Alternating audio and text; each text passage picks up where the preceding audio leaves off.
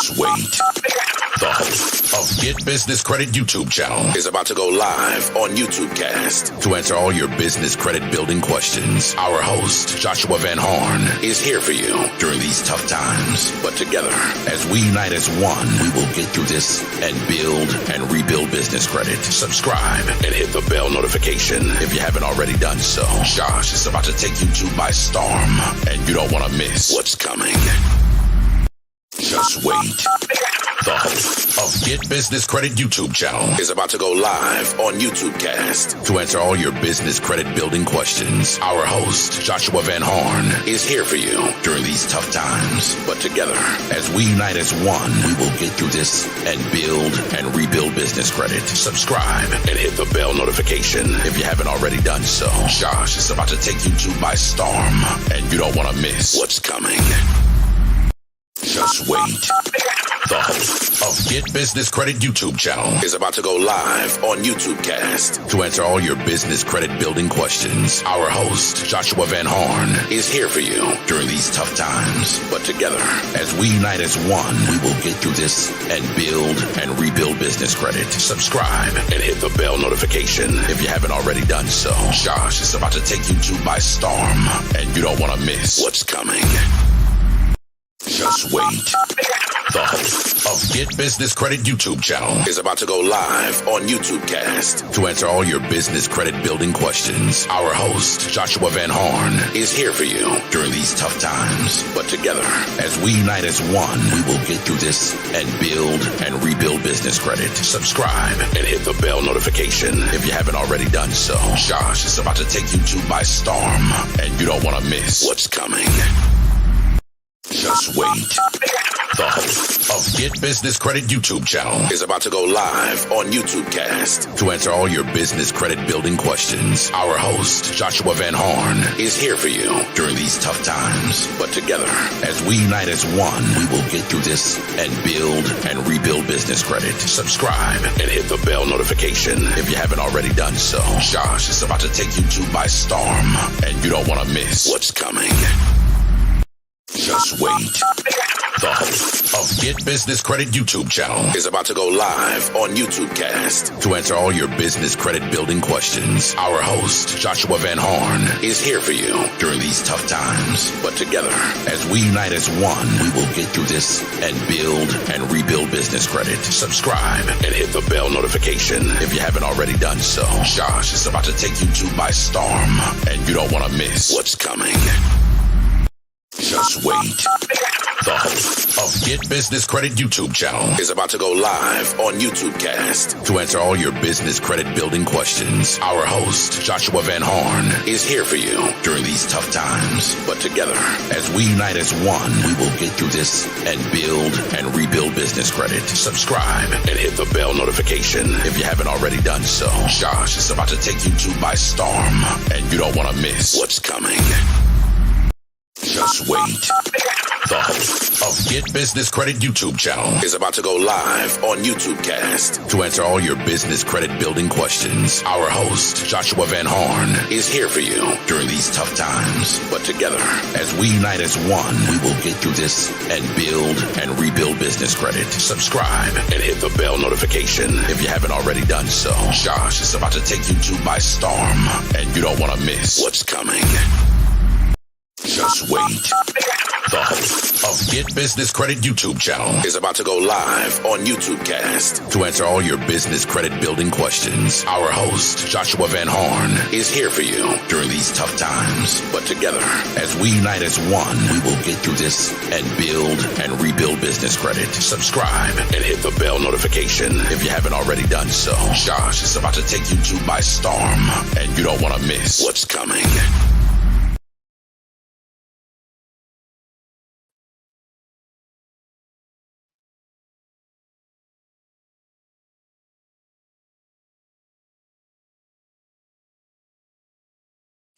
Hey, what is up, everybody? Welcome to Get Business Credit YouTube channel. Can you guys hear me okay? Can I get a number one in the comment section if you guys can hear me okay?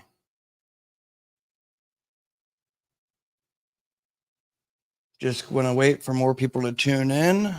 Just want to make sure you guys can hear me okay. Can you guys hear me okay? Let me know. Is the audio okay?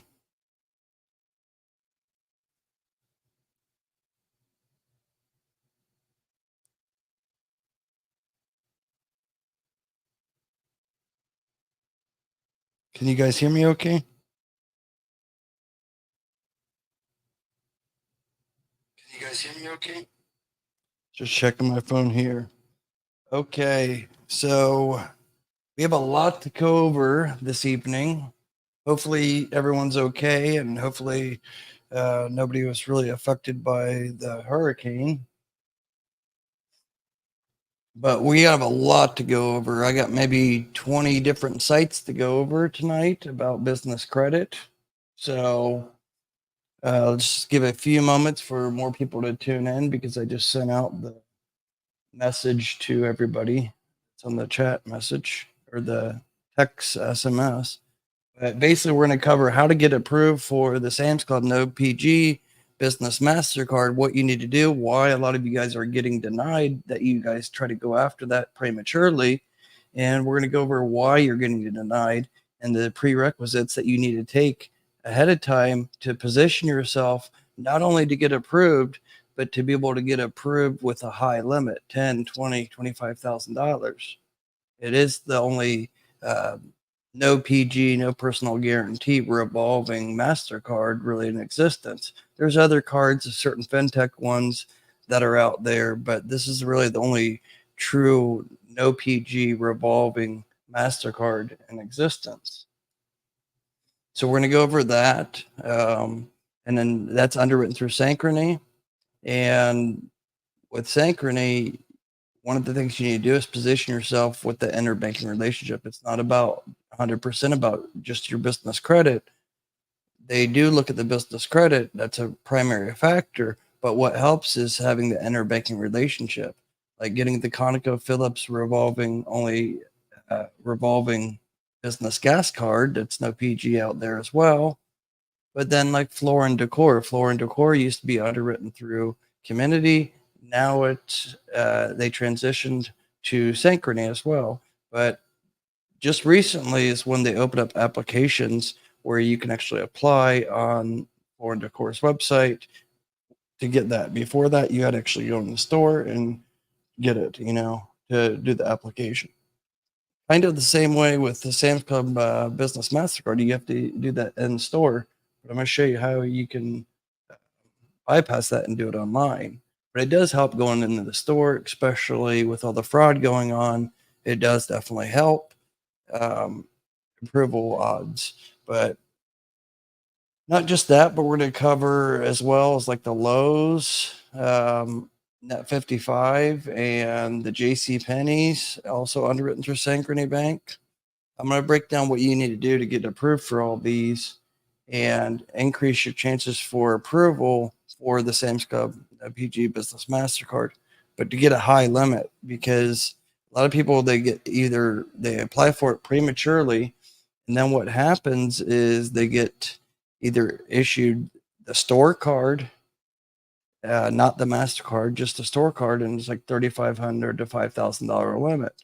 Or maybe they get approved for the Sam's Club MasterCard, but then it's a low limit, like $3,500, and also to $5,000, and then they try to get a limit increase, and it's hard to get a limit increase when you initially get approved with a small limit like that.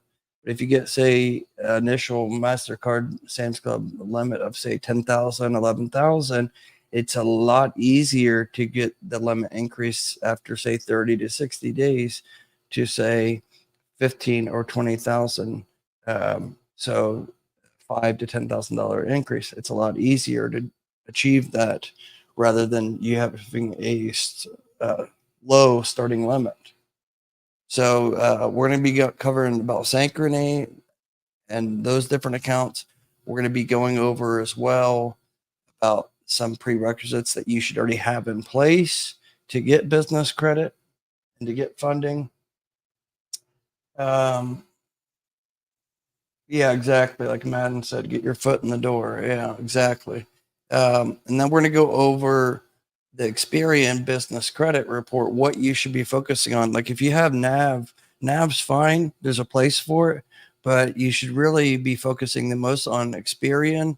And the Experian data that NAV provides for you is very basic data, because NAV doesn't buy the full reports. They only buy the basic data. So you can only see so much. But if you get the business Experian Advantage account, it's normally $199. We're going to go over also the how you can read the Experian report as well.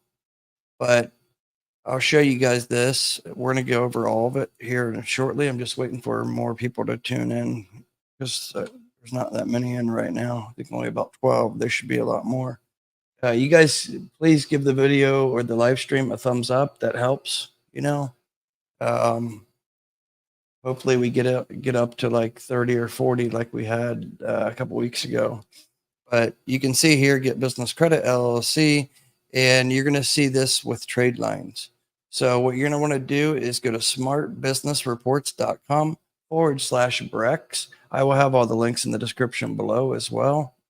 But you basically want to go to the smartbusinessreports.com/Brex, because you're going to get 50% off for the yearly membership. And that comes with like unlimited updates, and you can actually do updates yourself if the rich filmographic data is incorrect or lacking or missing. And we're going to go over that here shortly. I'm going to show you exactly what you need to do to have that rich filmographic data fully set up on your Experian business profile. That's very important if you're trying to get, say, no PG, Sam's Club, no MasterCard, because they do look at these things. It's not all just about what's on the report or the scores. The rich filmographic data is very vital to try to get approvals. So if you have just the raw data, that's say your business name, your business address, registered agent, and say just your zip code, and that's it. That's what's provided by the Secretary of State, the public data, that LexisNexis is constantly daily collecting that data from all the different states. They collect that and then they sell it to, say, Experian and the business credit bureaus. And then when they take that, they implement it into the file to make your BIN number, your business identification number. And then that's all it's there. So if you go and try to apply for things after that, you're going to get a higher chance of getting denied. So it's really important to go ahead and spend the extra money and get the yearly Experian Business Credit Advantage account. You'll see when you do the search, like I just did, anybody can search their business name. And when you do that, you're going to see like one of two things happen. Either like this, where you're going to see it's not going to have the yellow with trade lines. And that's if it's brand new and there's no trade lines reporting. But you're going to see if you have trade lines, it's going to show, even if you just have NAV or whatever, it will show with trade lines. So then you're going to hit proceed. And you're going to see here, like if you just go to smartbusinessreports.com and do it, it's the same thing, but it's going to show $199 for the normal. Don't do the Profile Plus report. It's a one-time report. It's a waste. You spend another $50 and you're going to get a year, and plus the $49.95 doesn't give you actually the Small Business Financial Exchange risk rating, and it doesn't give you the real-time alerts. So you basically want to buy this. That's first and foremost that I say for everybody. Okay. This would be one of the very first things that you should do when you're trying to build up business credit. And I'm going to give all that out tonight. I'm going to give you guys all what I would do and what I teach my students, my one-on-one business credit mentorship students, what I tell them to do for the first, say, couple weeks to build up that foundation. I'm going to give it to you guys for free. And we're going to, get your pen and papers out, okay, to jot things down, because it's important. I will probably have this live stream replay but we're definitely going to be covering a lot, like more than I probably ever covered on a live stream. The foundation and what you need to do. Like if you're just starting off, doesn't matter if you're new or your established business, but if you're really trying to get your business credit built up and get just like I have here, I had the Centurion Black invite only card. Some of it's PG and some of it's no PG, but you can see here, that's a lot of cards. Now, would I suggest all you guys to get those? No. I was the guinea pig. I won't suggest anybody to go after as much as I went after, okay? Um, but I've been the guinea pig and I know how to get approved, even if you're a new business like I did. I started a brand new LLC just for the purpose of the channel to teach it. And I went through all the process. If you look back to the live streams like 5 years ago, you're going to see all the process, how I went about, getting everything. Stay away from some of these starter vendors that charge a fee for a membership. Stay away from those. A lot of those don't report. Business credit is not federally regulated. Therefore, you have a lot of these pop-up companies saying, oh, pay a fee, and then you get a net 30 account, and you have to pay like a deposit or something. Like, stay away from those. Most of them don't even report at all. So, like Red Spectrum, if you guys ever heard of them, stay away from them. It's a waste of money. Summa Office Supplies, Strategic Network Solutions, stay away from those. I don't want to flat out call them scammers, but they kind of are scammers.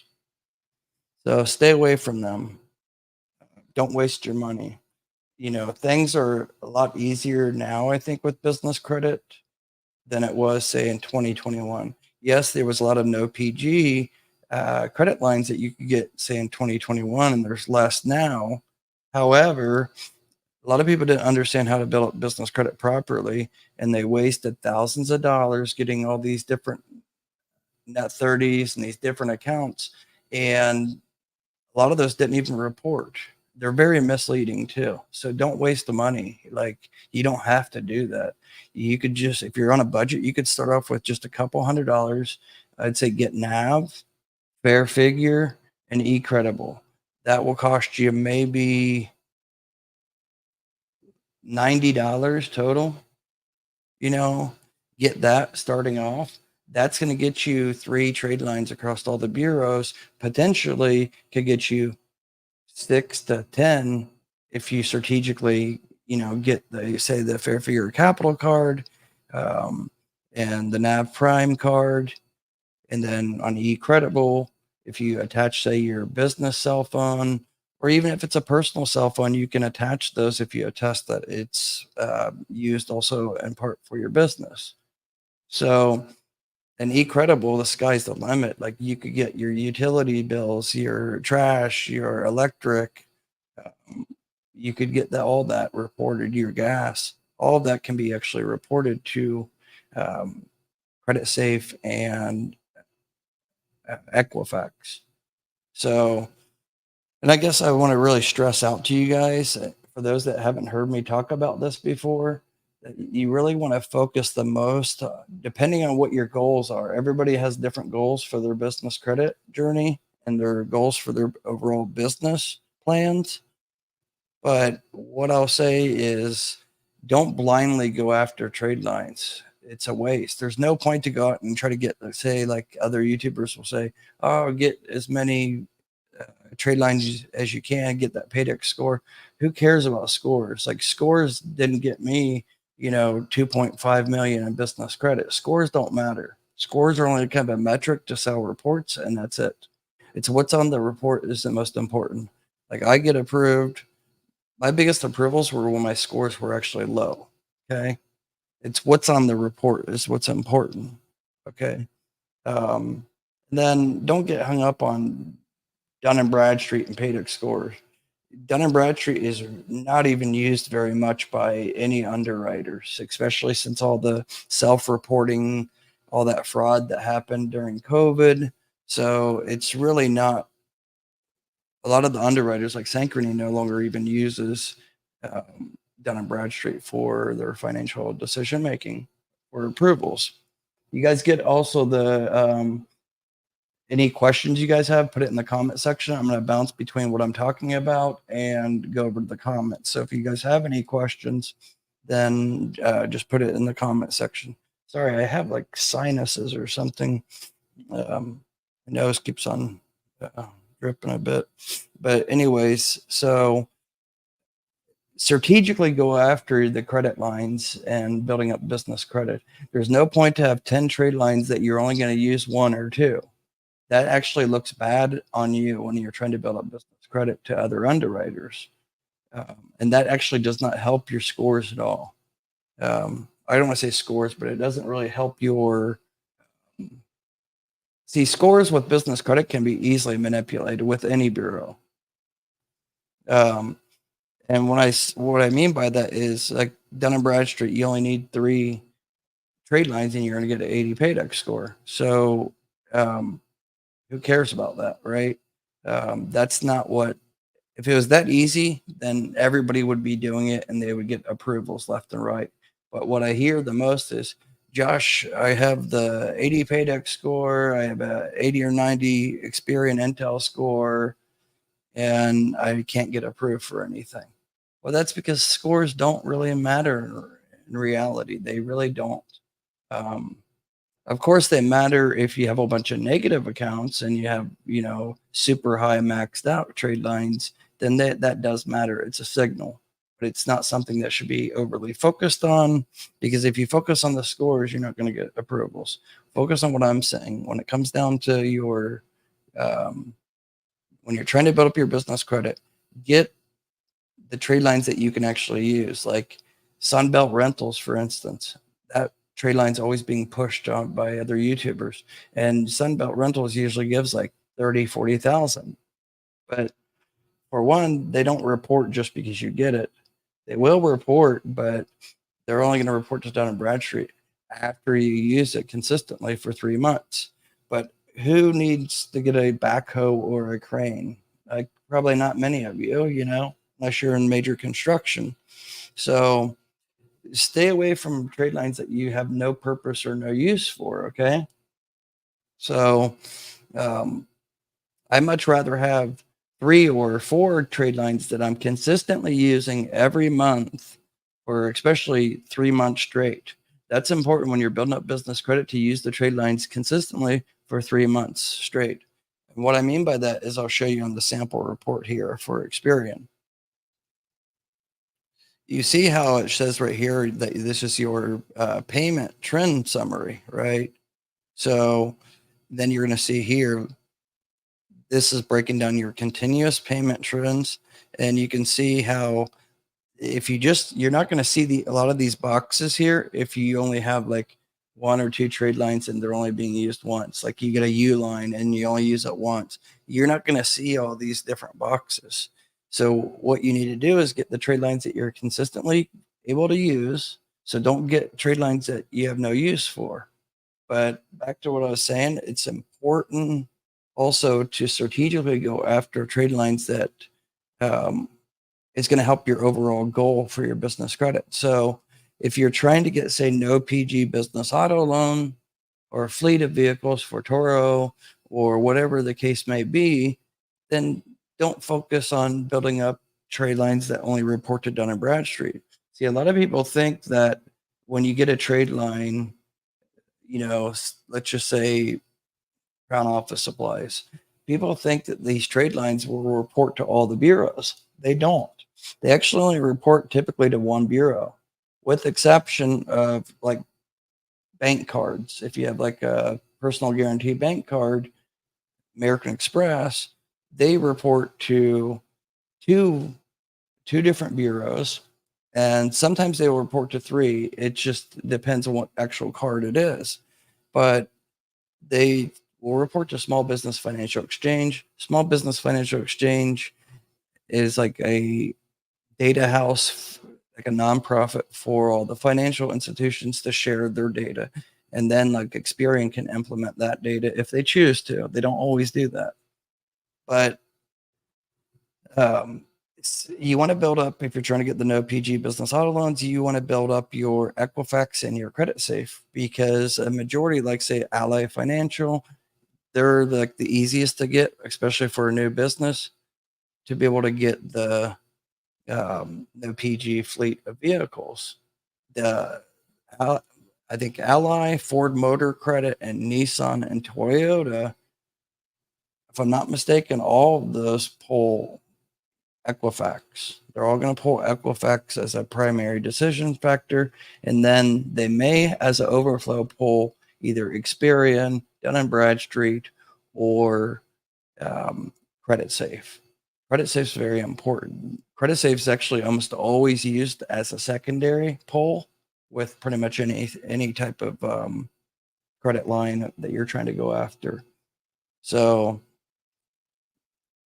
if that's your goal, trying to get no PG business auto loans or fleets, then focus on your building up your Equifax. So find the trade lines that are going to help you, that you could use, that are going to be reporting to Equifax and Credit Safe.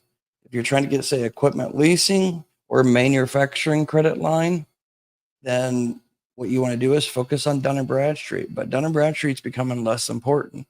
Now, I'm not saying ignore Dun & Bradstreet or ignore certain bureaus. No, but don't put in too much focus on them overall. Like if you get your Fair Figure, you get your NAV and eCredible, and then maybe one or two other trade lines, that's enough for Dun & Bradstreet to have that foundation, right, build up. And as well as the other bureaus. So once you have those reporting, then that's when you want to dial in. Do you want to get revolving lines? I'll show you guys here in a moment what my students were able to get. My one-on-one business credit mentorship students, what they were able to get just recently. And it's millions of dollars combined. But most businesses, they need funding, right? And it's a lot easier to get more business credit when you get some funding, initial capital, right? So if you're, say, pre-revenue and you have a new business, or maybe it's a year old, but you're still pre-revenue, you might ask, Josh, how do I get approvals with not showing any revenue? Well, that's when you go down and get, like, say, I don't teach this publicly just because there's so many scammers and fraudsters out there that I can't put out my strategic methods. I only do that for my one-on-one business credit mentorship students. So if anybody is interested in that, we can do a consultation, a free phone consultation tonight after this live stream. Just text the number down there, 937-423-9954. And we can set up, because I have like 4 new spots available. I have 12, 16, 26, and 52-week mentorship. And we'll go over that here shortly. But I kind of just wanted to touch base on a couple different things. I'll try to speed this up. But let me get over to the comments real quick. So get your questions in. And then I'm going to bounce back to what you need to have set up properly for your rich filmographic data on your Experian report. This is why you're probably getting denied. I would say 90% of the time it's because there's something lacking on your rich filmographic data, and I'll cover that here in a moment. I'll break that down. Let me get over to the comments section real quick. So get your questions in if you have any comments. Jesus loves you. Thanks, buddy, for tuning in. Appreciate it. You guys make sure you give the video a thumbs up and share it if you can. Share the live stream. It really does help. Let's see here. D Wales, what's up, buddy? Josh, I need those gas card links again. They're in the client portal, buddy. They're all in there. They're still in there. So all you have to do is just log in. You'll see them.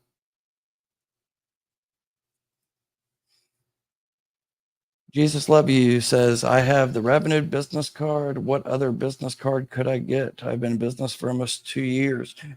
Jesus Loves You. Are you trying to get some fintech cards? The Revenue card that you have, what's the limit, and when did you get it? And did they give you flex pay, or is it net 30?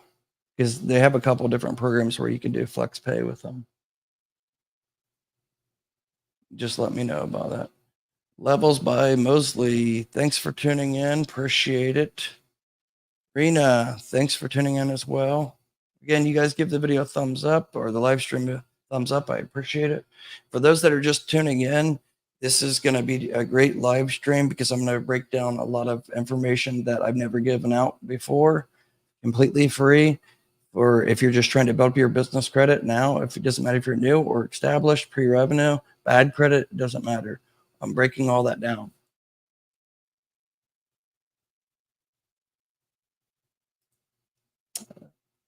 Madden Champ, long time loyal subscriber. What's up, brother? Appreciate you tuning in. Just get your foot in the door and worry about the rest later. Exactly. Don't try to go too aggressive starting off. A lot of people get denied initially. Say the interbanking relationship, they get denied for, I didn't want to say Sam's Club because that does happen, but people get denied for the Lowe's, J.C. Penney's, ConocoPhillips revolving gas card. They get denied for those quickly because they put too high of a requested credit limit. So there's a field that says, optional requested monthly spend or credit limit, and they'll put like $10,000 or $20,000, and then they wonder why they get the 7 to 10 day message. But my students, I tell them exactly what to put down to the dollar amount, and 95% of the time they get approved. If I tell them to do something, they follow my direction and they get approved.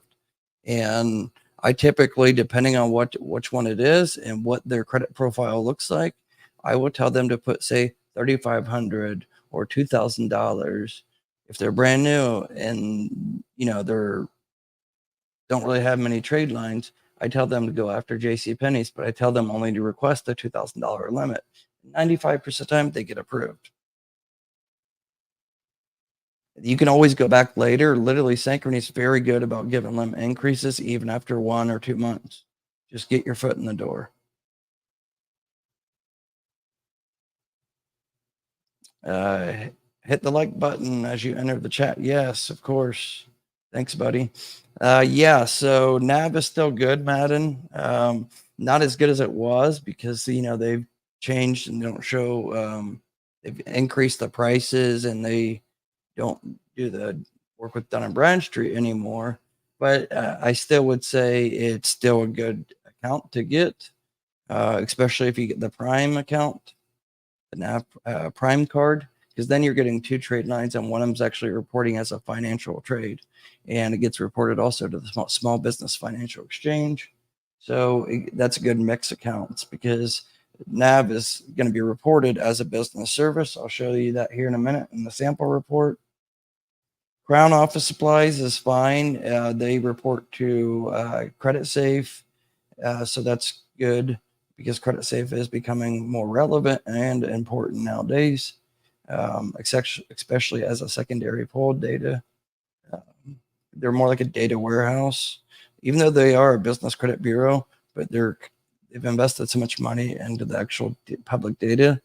So they're being used so much for secondary pulls to do verification checks, family linkage checks as well.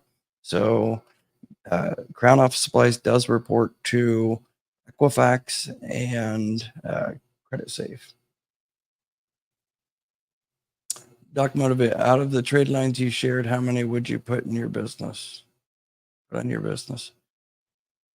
Everybody's different. Everybody's goals is different. What they're trying to get after. Like I said, if you're trying to get financial, like revolving lines, credit cards, PG, no PG, fintech cards, if you're trying to get actual funding, then you need to focus the most energy into strategically building up your Experian, because your Experian business credit is 99% of the time will always be pulled by all the financial underwriters. Like I said, if you're trying to get manufacturing or industrial supply, cardboard box, packaging tape, then by all means build up your trade lines that report to Dun & Bradstreet. But if you're trying to build up to get, say, a no PG business auto loan or a fleet of vehicles to put, say, on Toro, then you want to build up your Credit Safe and your Equifax. But don't neglect any of them over another. But if you build up that foundation, like I said, getting your NAV prime, that's 2 trade lines right there. Get your fair figure capital card, that's another 2 trade lines. And then get your eCredible. And also, you guys use my links for any of these in the description, because like you're going to get anywhere from 25 to 50% off. And I believe all of them, the code is like GBC25, but you have to use my link for it to actually give you the discount. But those 3, I would say, will get you anywhere from 3 to 12 trade lines right off the bat, depending on how you use eCredible. Okay. So I would say everybody needs to do that. But let's kind of back up and get over to the Experian, because this is something that you guys should do immediately. Okay. So get this, the Business Credit Advantage Experian. You can get that at smartbusinessreports.com/Brex. You have to use the Brex one for it to give you the 50% off discount, or it's going to be $199. So buy now, get that, and then you're likely not going to see the key personnel, especially if you're a new business. You're not going to see the key personnel. You're not going to see the phone number. You're not going to see a website address, email address. You're not going to see the family linkage. A lot of this you're not going to see. Okay. So what you want to do is, there's a link that's here in your account that you'll see that says update data. So you click on that blue link, and then what you want to do is put down your email address, your business website address. Like I just had an interview with Aaron, the founder of Fair Figure, and I'm going to release that tomorrow, that video. But like he broke down, he's an underwriter and he's been in this game for many years as well. And like he said, even for his underwriting, the partner bank they work with that does all the KYC and everything, you can pass all the checks, but then because you don't have a website, or the website is like a Fiverr website where it's badly put together, loraplism, and just doesn't look very nice, professional, that's a main reason why he's seeing, and I see all the time, people get denied. They could have good business credit and everything and have revenue and all that, but then because they're using a free email address like a Gmail or Yahoo, or their website looks like ridiculous, then that's why you get denied.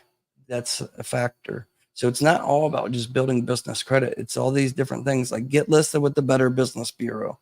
No other channel talks about these things that I talk about. You won't hear it from anybody but me. But these things do matter to underwriters.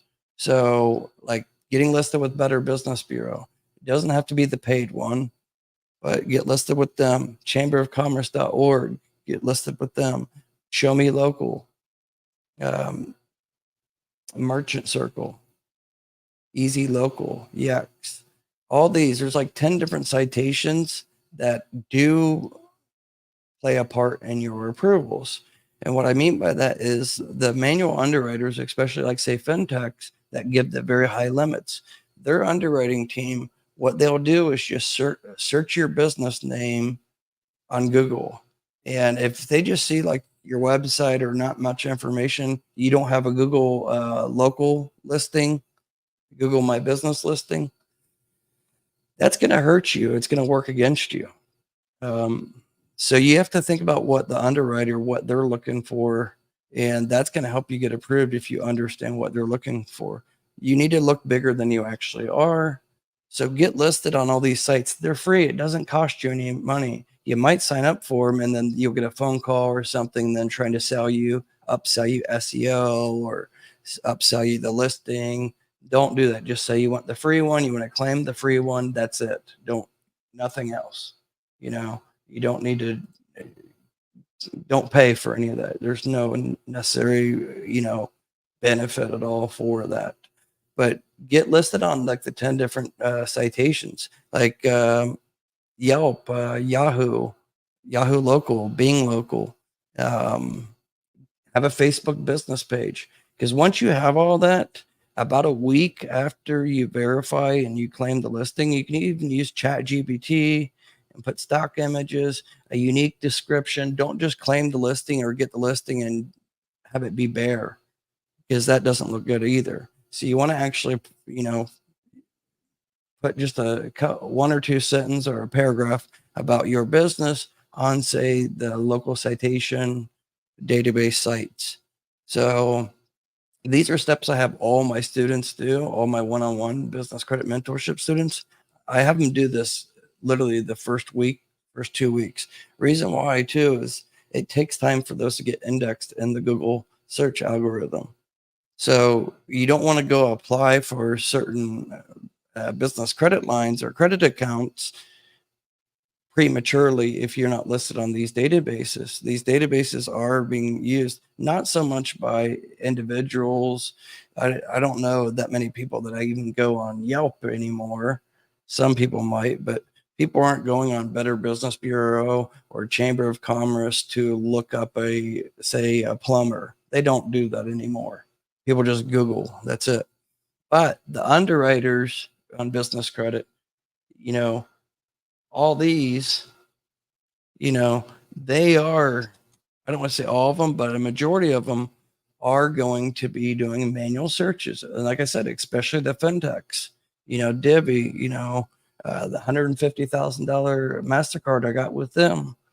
You better bet during that underwriting process, they did Google my business, of course, and they're looking for those citations.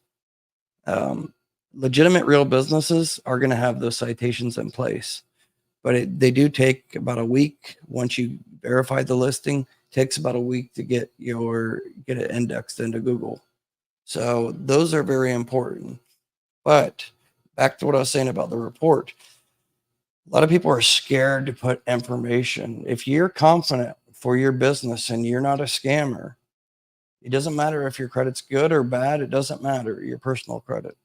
But if you're confident in your business, you shouldn't be hiding behind like, oh, I only want no PG. I'm not putting my social on anything. Well, that means you're not going to be successful on business credit. I can tell you that right now. Like if you're not willing to give your social security number, one, it's required by federal law for a lot of electoral credit accounts, and it doesn't mean they're pulling your credit. It just means they're checking against, say, the LexisNexis databases that say this state, your DMV records, things like that. They're checking to make sure it's a valid person. John Smith in, say, Grove City, Ohio, it does really exist, and it's not just fake or alias or something. So this is kind of a make or break part when you're trying to get your, say, higher credit lines. And say the Sam's Club No PG Business MasterCard, they're going to be pulling your Experian. This definitely helps you get approved. You see this key personnel, most students or those that I do consultations or mentorship with, I'll pull their credit and they'll notice that there's no key personnel for their business. So when you submit your updates within the Experian account, you're going to see a drop down of like 20, 30 different titles.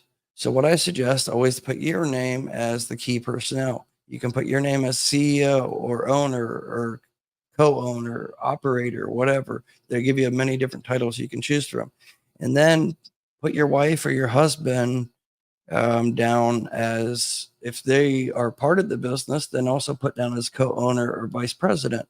But then if you have somebody that, say, works for you, employer or something, put their name down. It's not going to reflect anything on them. It's not going to hurt anything for them.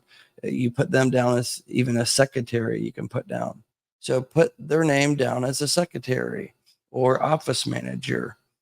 So when Experian does the update and they see 2 or 3, names being listed under key personnel, think about it from an underwriter's perspective.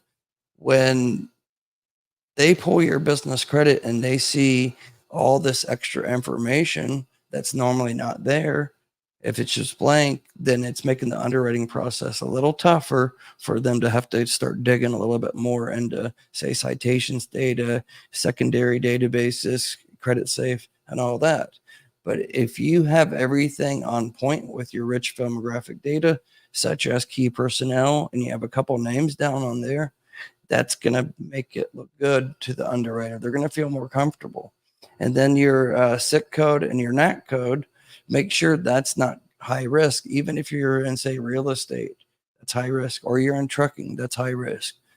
So there's thousands of codes you can actually pick. So don't be broad of just putting like real estate or holdings company. Stay away from those codes. You could actually use more NEC codes. So those are very narrow codes, meaning that within real estate, you could be having, say, their subcodes, say property management is lower risk than it would be, say, just a broad code such as just real estate. Okay. So there's different codes within the same niche. That's not like you're lying. You could just pick one of these lower risk codes to kind of offset the industrial risk rating. Okay. So, and I cover all this with all my one-on-one business credit mentorships. I'll go over that here in a moment, but if anybody's interested to do a consultation, even tonight after the live stream, just text the number below, 937-423-9954, and we can go over all this. But what I do with all my students is I do a full audit on their business credit reports, and I look for any of these things, and we get them updated and fixed properly. So then your fundability rating is going to go up. Like I said, you want to look bigger than you are. Under sales, you don't want to put anything there. You don't want to submit anything to them. It's really none of Experian's business or anybody's business for that matter. But I would say if you're doing millions per year, or not even millions, even if you're doing, say, over 500,000 a year, then I would input that data to Experian. But you do need to show P&L statements to be able to show that. Because they don't just put and take your name for, or they don't just take your word for it. Now, one thing I want to talk about too is time in business. A lot of people that contact me, they say, "Oh, I have bad personal credit," or "I'm brand new, I'm pre-revenue. How can I get business credit approvals?" Well, you can. There's strategic methods that I only teach my students because, like I said, I would put it out there publicly. However, the only way I do that is if I knew there wasn't scammers or, fraudsters out there. But there are a lot of scammers and fraudsters out there. There's probably a couple watching my live stream right now that are just looking to never pay back these credit lines, if they're no PG. That's what happened a lot in 2021 during COVID and whatnot. So with my students, I teach how you can actually take some initial credit lines that you get approved for. I don't want to say liquidate, but that's a strategic method. But there's a way that you can take those approvals and help position yourself to look healthy enough to get these approvals from the fintechs. So then it's basically like you're using one credit line that you initially get and turn that, say, initial $5,000 or $10,000 credit line into 30, 40, 50,000. And then you take that 40, 50,000 credit line approval and turn that into $150,000 credit approval. And you can do that if you know what you're doing strategically. Do you have to do those strategic methods? No, but I can teach them, but I only teach them to my students just because they will be abused and it will hurt the legitimate people. But anyway, so there's also area under phone that's going to say website and email address. This is so important. And you don't want one of those tacky websites either. So I partner with Ewan, and this is Ewan. Let me see here. Let me pull up the sample here. So the link was actually in the description below. But I just want to cover this real quick. For anybody that has a bad website or don't have a website, this is something that's very important. You don't have to use my partnership that I have with them. You could build your own or go on Fiverr. But however, there are a lot of them on Fiverr you get for $50 or $100.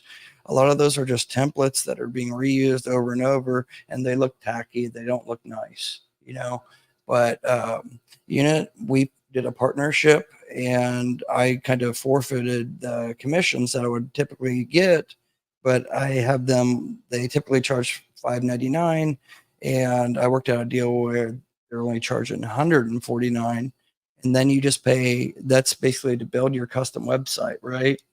And they're professional, and they know exactly, if you use my link, they know exactly what I expect out of them. So you don't have to tell them. They already know how I want the footer, because the underwriters are going to look at the footer of the website. The footer is the bottom part. So I'll show you down here. This is the footer. This is the footer. You're not going to see on this one like what I'm talking about. I'll show you here in a moment. Let's look at a sample and I'll show you. I hope you guys aren't getting bored by this. And if you already have a website, don't worry about it. We'll go fast forward here in a moment. I just wanted to cover, make sure that if you already have a website, fine, that's great. But make sure that you have I guess, layout the proper way, like I'm kind of explaining here. So let's look at one of the samples, right? And I'll show you what I'm talking about. If you have a website now, make sure you have this foundation set up, because this is what underwriters are going to look for. This isn't actually a very good sample. Let me see here. Where'd it go?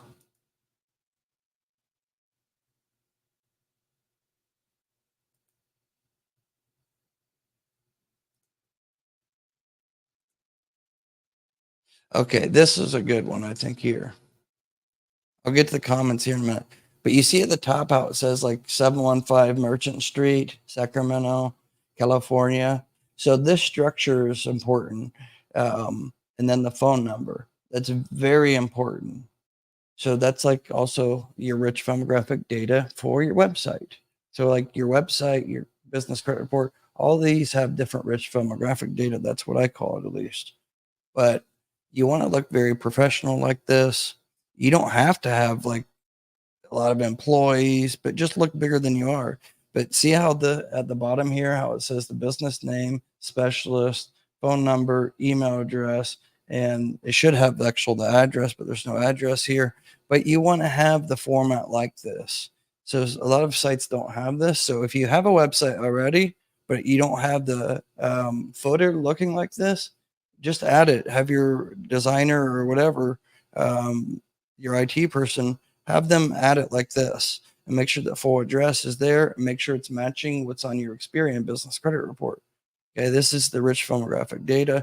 This actually correlates too with SEO. So if you're trying to rank, say you have a plumbing business and you're trying to rank for Sacramento plumbers or Sacramento locksmith, this is one of the SEO parts to rank on Google to get free business, basically. And as well as those citations I talked about, getting listed on, Yext or Merchant Circle or Chamber of Commerce. Those are citations. So all those citations you want being linked back to your actual business website, and you want it basically going full circle. So it's not just for underwriting, but Unit knows that how I want the websites kind of set up. They will let you, basically what happens is you're going to pay the $149 to get signed up with them, but make sure you use the code GBC to get that $450 off. Like it says, use that upon checkout. And then they'll have an area where you're going to schedule like a calendar link, and you'll schedule a call with them. And it may be a couple days out, but during that onboarding call, they're going to ask you several questions and show you a couple samples, and then you tell them what you like, and they're not going to stop working for you. That's what's included for that $149. They're not going to stop working for you until you're 100% happy with the design. And then also after it's live and it's on your website, then you're just going to pay the $16.99 per month. It's not much. And you can get this actually reported as a business trade line as well. I can show you how to do that. So that $16.99 a month can be reported as a trade line to Equifax and CreditSafe. Like anything you buy for your business or you're doing for your business, try to make it count as a trade line much as possible. Even like my one-on-one business credit mentorship for my students, I report to CreditSafe and Equifax as a business service, just like NAV does. I report my mentorship students even if they did a one-time payment or they did a payment plan. I still report it monthly. Every month it gets updated and reports as a business service trade line. But anyway, so $16.99 a month is basically your website hosting, and it also includes your business email address. So if your business site is abclocksmith.com, then you're going to have like John at abclocksmith.com or info or contact, whatever you want. It comes with the email addresses. I believe you get 3 free email addresses with it, and they get that all set up for you. So that's going to help you get approved for fintechs and certain underwriters, because they're going to look and make sure your business website is professional looking. Okay. But you can, for the $16.99 a month, it's the hosting and email addresses included, but also that also includes if you need any updates, it's free. So say you want to change some content on your website, or you want to add products or add a service or add an employee profile or something. You just tell them you have your account manager and they will get the updates done for you for free. It doesn't cost anything. Most website designers, they charge you a fee every time you need to update something. It could be $50, $100 just to get something updated. But with Union, they're not charging anything. It's just that one fixed $16.99 a month. Like I said, you could turn that into a trade line as well. So the link will be in the description for that. Make sure you use my link, because that's the only way you're going to get the basically what is that 75, 80% off or so. And because I forfeited, like they typically would give me a couple $100 in commission for anybody that signs up using my link. But, I forfeited part of that because I want them to give you guys a good rate, because I understand that if you're just starting off building up business credit and you're forming your business, there's tons of costs, like registering the INC or the LLC or the S Corp, the state fees, corporation fees, NAV, all that. There's a lot of fees involved. And before you know it, it's 50 here, 100 here.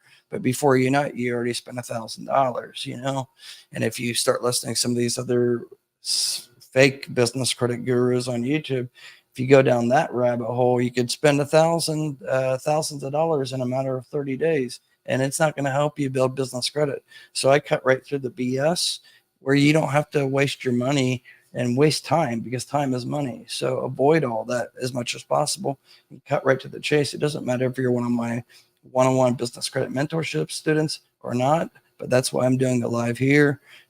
So you can avoid wasting money. Like, stay away from Red Spectrum, stay away from Sima Office Supplies, Strategic Network Solutions. There's a couple others out there. In fact, a lot of the starter vendors are not even worth it anymore.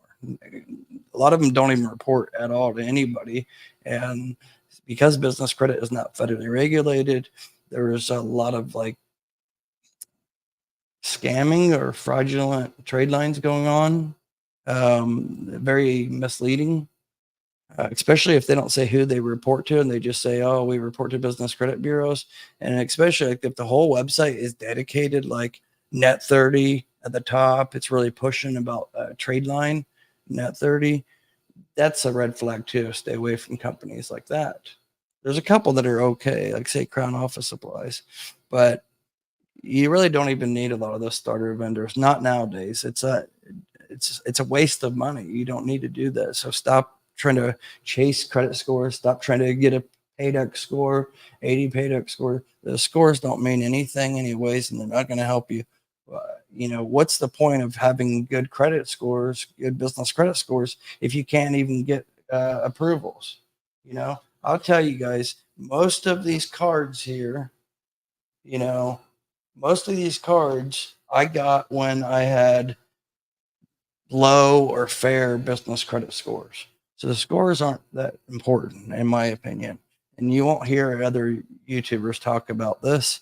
I don't really consider myself a YouTuber, but that's just the reality of things. There's things that are very misleading.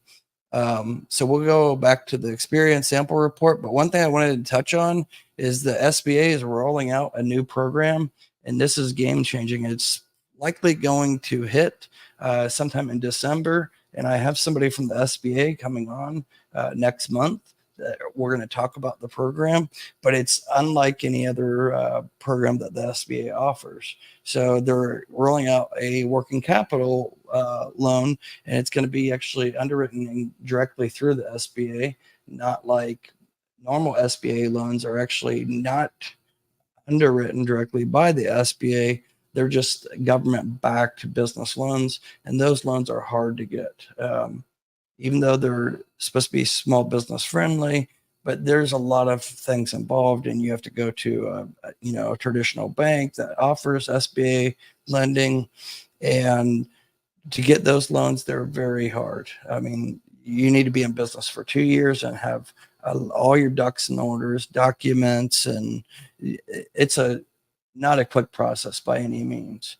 So, but the SBA is rolling out up to where you can get credit lines up to $5 million.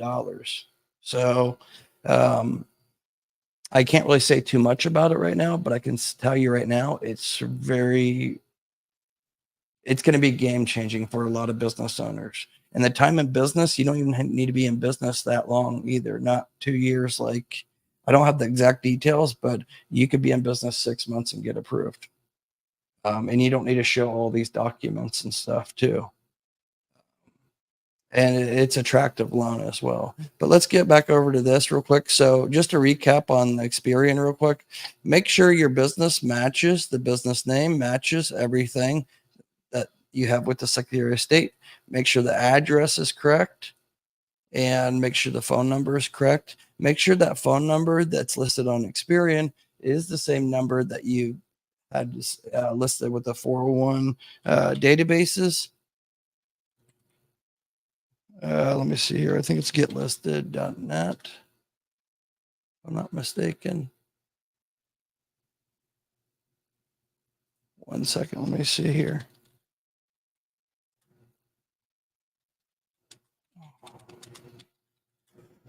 Yeah, list yourself. Yeah, listyourself.net. So let me tell you guys about this. This is very important. This is a major problem why a lot of people get denied from Synchrony for, say, the Sam's Club No PG Business MasterCard or the Lowe's. You'll get that response back. That's a common denial reason. And the denial letter is business information is unverifiable. That's a common denial reason, and that's usually because either you're lacking the rich filmographic data on your Experian report that I already just covered, but it's also because when they put you on hold, when you call them and they'll check, you give them your reference number, they put you on hold, they're actually looking, the rep that you're on the phone with or the agent is actually searching a closed database that's provided kind of like the Small Business Financial Exchange, but it's for phone numbers, for business phone numbers. You have to think about this. No PG accounts, what recourse do they have if you don't pay it back? The only recourse they have is just to basically contact you by phone and either by phone or by snail mail. So because it's no PG, they're verifying that your number is correct. So how they do that is they look through Verizon, AT&T, T-Mobile, Comcast, Spectrum. They look through these databases, and nobody really uses, like, if you're as old as me in your 40s, you could probably remember back in the 90s or early 2000s, where you could call on either your home or your cell phone and then just dial 411. And that's the directory assistance line for the carrier. And you call and say, hey, I need to get, I'm looking up, a locksmith nearby me or something, or I'm looking for, Get Business Credit LLC, what's their phone number, whatever. Well, that's what they do with underwriting, especially with Synchrony. They still do old fashioned. They're not calling these directory assistants, but they have a database on the back end that they can look up that is combined data from all the telecom databases for businesses. So you need to be listed on those, and those are hard to get listed in, especially if you're a brand new business. Don't use Google Voice or those crappy numbers, those forwarding cheap crappy numbers. Those won't get listed. Even voice over IP, I would only go through Nextiva. Those are in the link in the description below. That's who I use. It's like a landline, but it can be routed to your cell phone, all that. There's an app on it and everything. That's the only one you can actually get listed with telecom databases, or actual cell phones, business cell phones, or landlines. But basically, you want to click this one.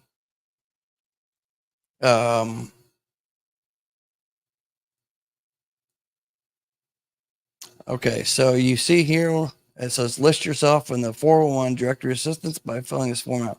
This doesn't cost anything, by the way, but you're going to put in your business phone number. If you have Opus, then you can just use the Opus line. You're going to put in the business phone number, even if it's a cell phone. Although if it's a personal cell phone, that can sometimes work against you. So you want to try to get the business cell phone with, say, T-Mobile or whatever. Convert your existing one over to a business account, port it over, or better yet, just get a whole new T-Mobile or a whole new AT&T line. They usually come with a free, phone, and that counts as a trade line as well. That reports to the Business Credit Bureau's Experian in particular. Most of them all report this service on the business side to Equifax. But if you do a lease, where you get the, say, S24, and then you put no money down or something, and then you have like a 2-year contract, then you get the phone for free, but you're paying like a $30 or $40 monthly payment. Well, that lease payment is actually reported to the Business Credit Bureaus, and it's usually like underwritten through, say, Assurant. So that's another trade line that you can potentially get, just a business cell phone service. You get, potentially up to 2 trade lines, for a new account. But that's what the underwriters want to see, in particular, the Fintechs and Synchrony. So then you're going to put your company name, and then your business category. Try to be broad about this too. Don't do super narrow. For example, this isn't really NAC codes and SIC codes, so it doesn't matter as much. But when you see all this through like business credit applications, you want to stay away from any high risk ones. And there's just so many high risk ones. I can't really mention all of them right now, but real estate, holdings, investments, trucking, transportation, those are all going to be high risk. So you want to avoid selecting anything like that. Try to use a broad one like consulting or management, administrative management, something like that. And then you're going to put your business address. Make sure it's like exactly how your actual business address is. If your business address on Experian, if it says Suite 57, make sure you put Suite spelled out. All right. Don't put, the hash symbol, hash sign. Don't do that. Whatever it is, format data, make it match 100%. And then you're going to put your city, state, zip, all that, and then your email address. This isn't provided to the national databases. Only the phone number and the business name and address is, but the email address is not. But you can't be using a forwarding number that just goes to a voicemail. That's not going to work. You need to make sure it's something when you hit add listing, you need to make sure you can get access to that number right away, because they're going to call you. And it's just like a operator or whatever, automated.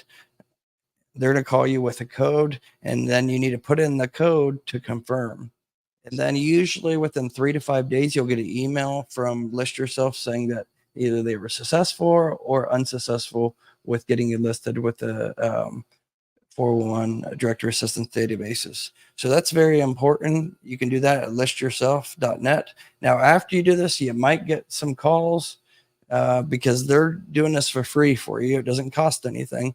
However, they are going to try to upsell you on the phone SEO services. Just decline and say no, thank you. And no matter what they say, they could say, oh, they work for Google or part of Google or on behalf of Google. Just avoid it altogether. Okay. Just like all the listings I talk about, just get the basic and that's it. You don't need to spend any money. Okay. Let's see here. Sorry, you guys are rambling a bit too much. But yeah, so you want to make sure that your business, you submit the update and have your business address, your business phone number and your business email address and business website and key personnel put in on your Experian report profile, because that's rich filmographic data. That counts for approvals. That's how I got a so-called tier 3 or tier 2 revolving business gas card underwritten through Synchrony. I had no trade lines besides NAV at that time. So, and I got approved. And others would say, oh, that's hard to get. You need to have 20 trade lines or 10 trade lines before you can get that. Well, I proved that whole tier system, 95% of the whole tier 1, tier 2, tier 3, it's a myth. It's BS. Okay.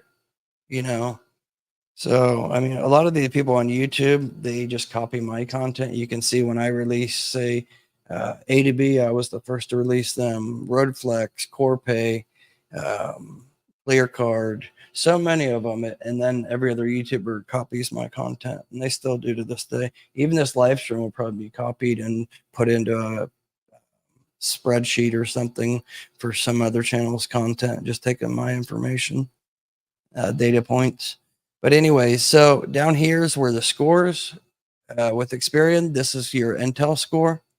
And like I said, don't get hung up on the scores too much, because even the key score factors can kind of be confusing and misleading at times. Like you could have everything perfect and it will still say things like, commercial accounts that are not current. And it's like, there's nothing negative. So why are you saying they're not current? So don't get hung up on that unless there's something negative, of course. And then this is your financial stability risk rating. This is more like your industry, your NAC codes, your industry standard codes, SIC codes. That's a factor when it comes to the financial stability risk rating. So if you're in, say, transportation and you're out of Florida, and Florida as a whole, out of all other transportation companies, have higher delinquent accounts or a higher percentage of late as a whole, not your business. Like you could be great time in business, 5 years, and always pay early of several trade lines, but you could still be getting hurt because the industry you're in. So even if you're in a high risk industry, you can leverage that a little bit strategically if you pick the right industry codes. And it's not lying. It's just you're going to pick a more narrow focused within that industry to kind of balance out that risk rating. So you don't want to be like so 1 is the best with this. So Intel score, it goes from 0 to 100, 100 being the best. Like I said, don't get hung up on the scores. It's more of just a metric marker. But the financial stability risk rating, that goes from 1 to 5, and 1 being the best, being low risk, and 5 being the worst. Now, then the same thing goes for your small business financial exchange risk rating. This is more about commercial accounts that are traditional, such as American Express, if you have American Express cards, or say Chase. Traditional cards are typically going to be the ones reporting on Small Business Financial Exchange. For the most part, those are all going to be mainly personal guarantee. Not always, though, but a majority are.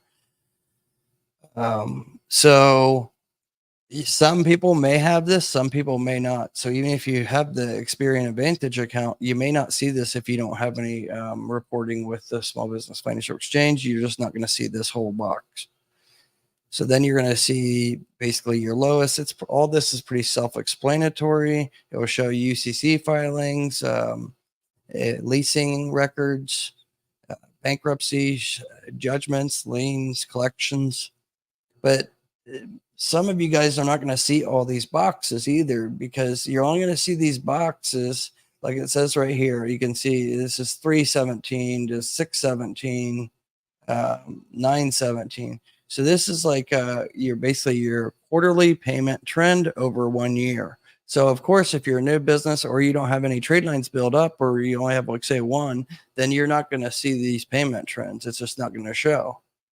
But then you're going to see your monthly payment trend. You're more likely to see this if you're new than your quarterly. So you might have this box where it's just empty. But underwriters like to see all this. They like to see all these boxes. That's why it kind of gets me back to telling you guys stay away from these nonsense trade lines. A lot of them, it's hard to get a lot of Experian trade lines. And that's the ones that they're the hardest to get, but they're also the ones that, like most of the data furnishers for Experian, are Fortune 500 companies or they're publicly traded companies. So that's also why Experian's data is such highly used by financial underwriters, because it's the most trusted and it's almost impossible to manipulate, if not impossible. I would say actually it's impossible to manipulate Experian. Now, it's easy to manipulate Dun & Bradstreet with their self-reporting. That's what got them in trouble a couple years ago. And then, of course, Equifax, there's a lot of trade lines you can get with Equifax. There's tons of them you can get. And so that's why it's easier to manipulate a bit, I should say. But it still comes down to you have to use these trade lines. But Dun & Bradstreet, I would say, is the easiest to manipulate. That's why they're just not trusted and used by most underwriters nowadays. It's more for manufacturing. So anyways, I'm sorry if I'm getting too detailed with you guys. I apologize. I mean, all this is just common sense to me. I don't do scripts or anything. It's just that's why I'm kind of all over the place. It just comes so natural. I've been doing business credit since like 2004, 2003 or so. But if anybody is interested in my one-on-one business credit mentorship, just text me 937-423-9954 and just text that you're interested in. After this live stream, in the order that they come in, then I'll schedule a consultation. And we can probably even get on a consultation tonight. So typically I get 15 to 20 people a day contact me for consultations. So when I do live streams like this, I'll typically work later into the night. So Pacific Standard Time, basically until about 3 a.m. Eastern Standard Time, 12 a.m. Pacific Standard Time. So just text, and I don't accept everybody. I would say I only accept about 5 to 10% of the people that contact me. We do a consultation. Out of say 10 people, I only accept maybe one at the most, maybe out of 10 different consultations. That's just because I'm very picky on who I accept. The goals have to be aligned and expectations have to be aligned as well. I've had over 400 students and I've never had a negative review. So, that should count for something. And the main reason for that is I'm very picky on who I accept. I am the only channel on YouTube publicly endorsed by Experian Business Credit. That's not why I'm pushing them so much. It's just Experian is the bureau that you want to focus the most on if you're trying to get financial credit lines, revolving lines, draw lines, credit cards, no PG or PG, um, flex lines, fintech lines, all that. And if you know how to strategically use all these different credit lines, you could literally turn $10,000 business credit approval into $1 million business credit combined approvals if you know how to strategically use them. Especially, say, even if you're pre-revenue, your business isn't earning much or earning very little, you can still do this. It's just a strategic method. And I only teach that to my students because, there's a lot of scammers, and I don't want the scammers, take advantage of the loopholes, that I've learned over the years. But anyways, go down to here. This is your trade payment information. This is what I said, what's important too about getting trade lines that is consistent that you're going to actually use. There's no point to get 20 trade lines. It'd be hard to get that with Experian, but let's just say you got 10 different Experian trade lines on reporting to Experian. I actually have a couple students right now. I have like 54 or 55 currently enrolled students now. And I have like 5 different students that they don't really listen to me 100%. My tasks and everything I tell my students to do is optional, but some of them are just, they're set in their ways. So like they have 10 trade lines on, say, Experian, but they have them all at 0. And even though they've used them, say Uline, they use it, but then they pay it so early. So when Experian does their updates with their data furnishers monthly, it's still showing 0. So you actually, with business credit, you want to show balances. So if you pay too early, the accounts are never going to be submitted. It's going to be accounted like as a prepaid account, and it's not going to help your business credit at all.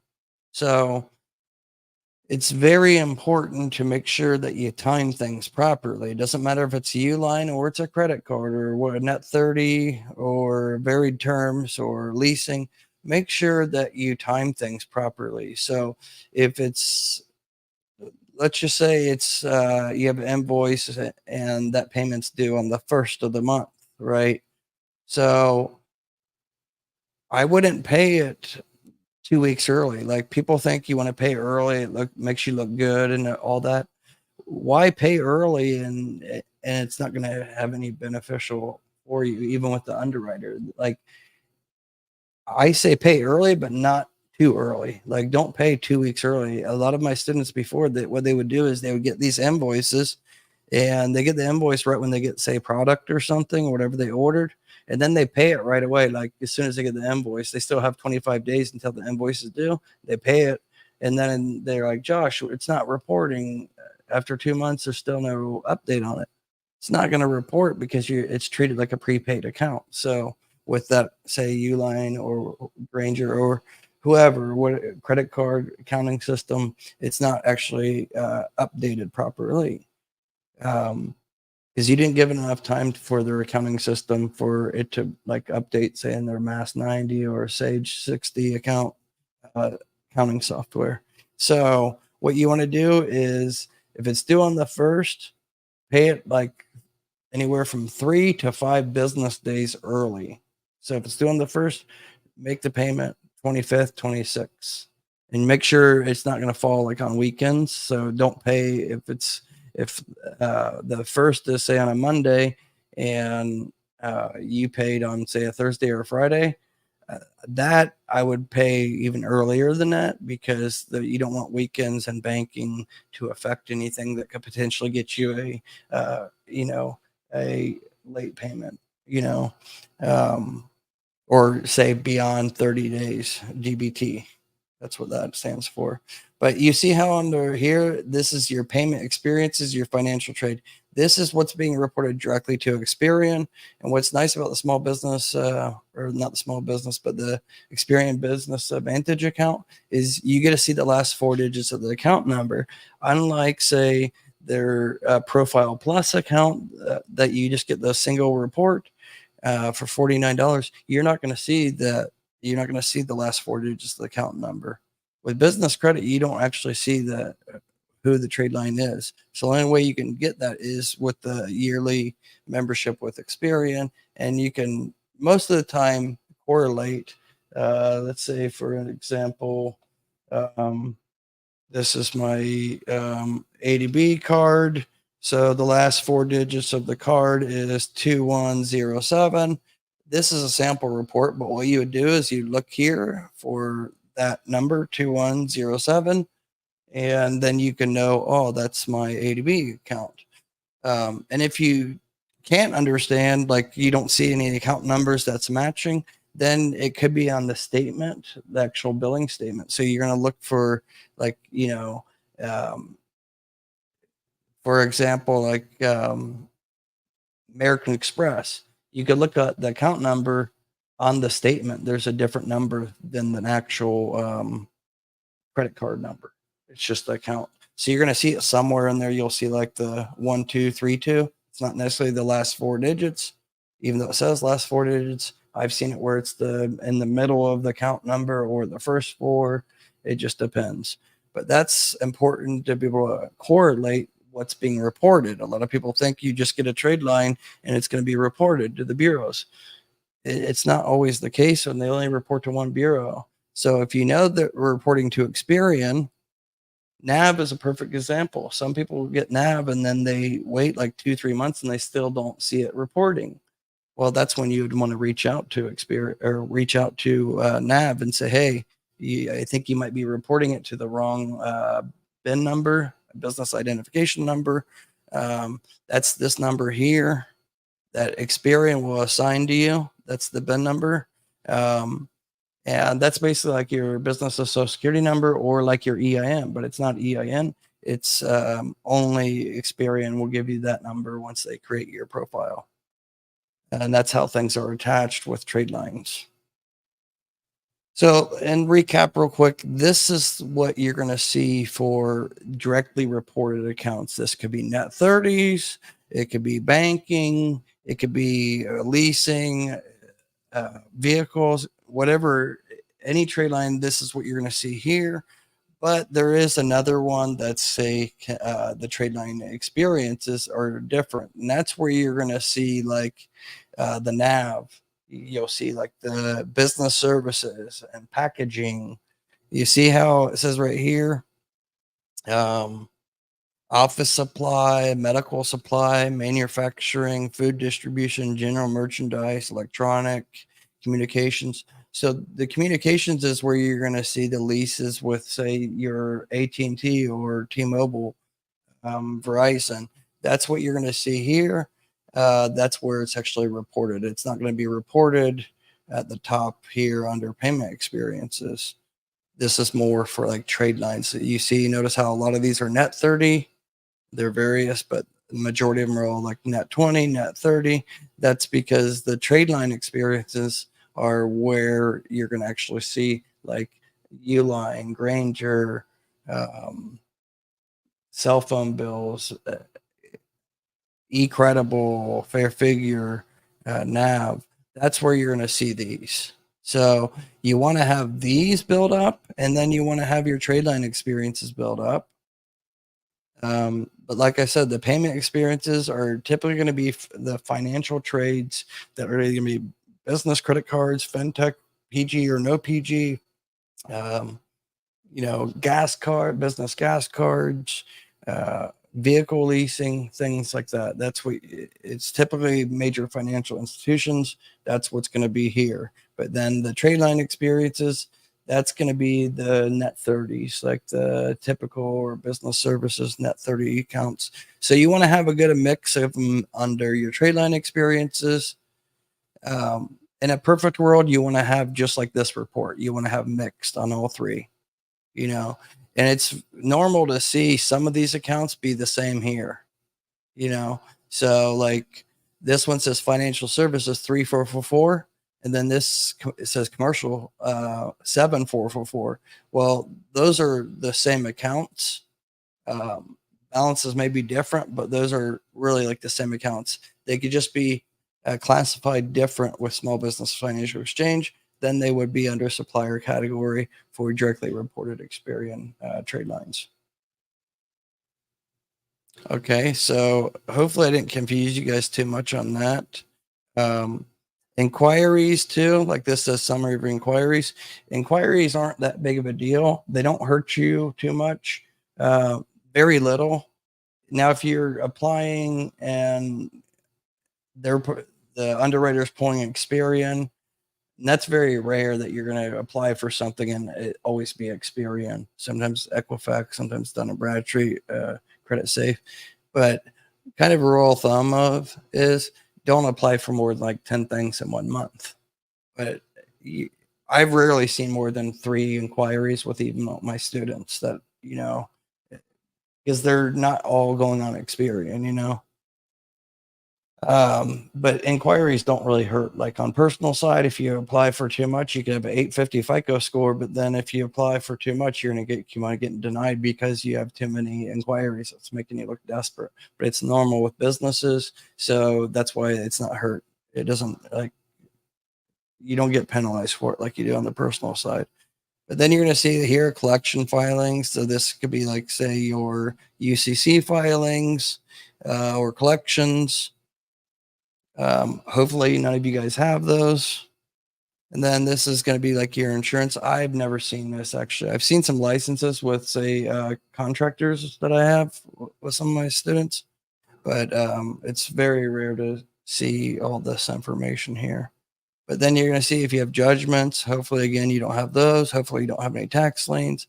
This is your UCC filings. UCC filings aren't necessarily a bad thing. If you have too many, that can not look good. But if you take out a business loan, typically a UCC is filed by the underwriter, and that's just kind of like say, hey, we're first in line. If they default, then and go to bankruptcy or something, it's like their way to kind of it's like a pre-judgment or like a pre-lien. But it's not necessarily a bad thing because there's plenty of businesses that you have the UCC filings and they're healthy businesses. It's just a more of a legal process. But in a perfect world, you don't want to have any of them. But again, it's not a very bad thing.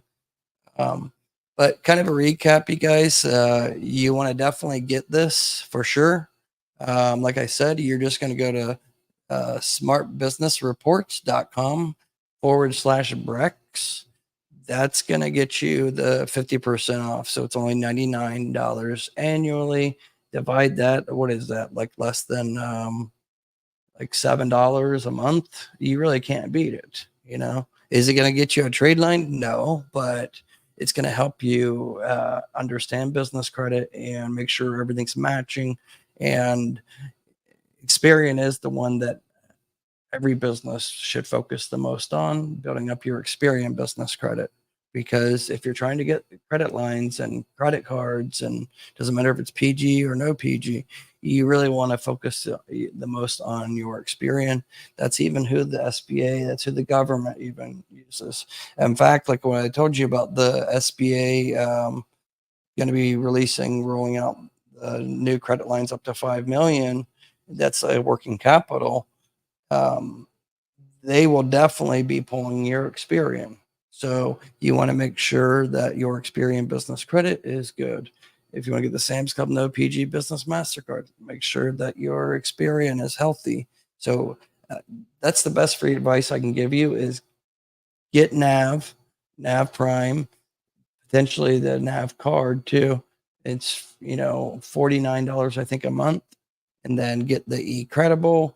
I think that's $20 a month. With my code, you're going to get 25% off. So I think it's only $14.50 per month. And then I think you get $10 off with the GBC 25 for Fair Figure Premium account. So you get all 3 of those. That's going to get you anywhere from 3 to 12 potential trade lines reporting. That's a good start for anybody that hasn't done anything yet or don't know where to go. It doesn't matter if you're new or existing. That's what I would do right away. If you're not going to join my mentorship, that's what I would do. Like, just do that, because that's going to set you up for success and put you on the right track. That's not going to be where you don't need to go after these trade lines that are just nonsense, like these starter vendors where you got to pay $99 membership fee or pay 25% down or whatever. Stay away from those. You don't need to do those nowadays. A lot of them, like I said, don't even report. So just forget about those. Get this foundation trade lines reporting, as business services. And then you're going to have a good chance to get, like the Speedway Superfleet MasterCard or Roadflex, Universal Premium, and a lot of these are all no PG, the BP card, BP MasterCard. I have so many of them myself. As you guys know, I have for those that just came in here, you guys smash the thumbs up button. I appreciate it. I'll go to the comments section here in a moment. But for those that didn't see, it's not necessarily me bragging, but these are all my cards, and I got at least probably 120 of them. And I would say the combined, if you count my American Express, because I have the Centurion Black invite only card, I would say my limits are upwards of maybe 10 million. But because there's a lot of no preset spending limits with all the American Express cards, and I have 12 American Express cards, business and personal. But if you take away the American Express cards, because that's PG, I probably have 2.4 to 3 million, somewhere in that ballpark. And a lot of it comes down to either these cards combined limits or the draw lines that I have available to me. And I'll show you guys those here in a moment. There's good draw lines that you can get available to you. They're not huge limits, but anywhere from 20 to 50,000, and you can just pull what you want. So if you only need 5,000, say you got approved for 50,000, but you only need for a project or inventory or something, you only need say 10,000. So you just pull 10,000, it'll be in your bank the next day. And then you're only paying over 6 to 12 months. You're paying that amount back divided over 6 to 12 months plus the financing fees, and those will be anywhere from 12 to 18%. However, you can pull another 10,000 or 5,000 a week later, and it's going to be a different payment for that one. So it just depends on what you want. And those actually get reported Small Business Financial Exchange as well, and Experian. A couple more things we're going to cover on this live is I'm going to show you how you can get some funding through a fairly new underwriter, and it's a direct underwriter, so it's not like you're going through a broker or anything. We have a lot of success, especially a lot of my students are getting a lot of approvals. However, this underwriter does not give super high limits. Their average is 20 to 30,000 limit.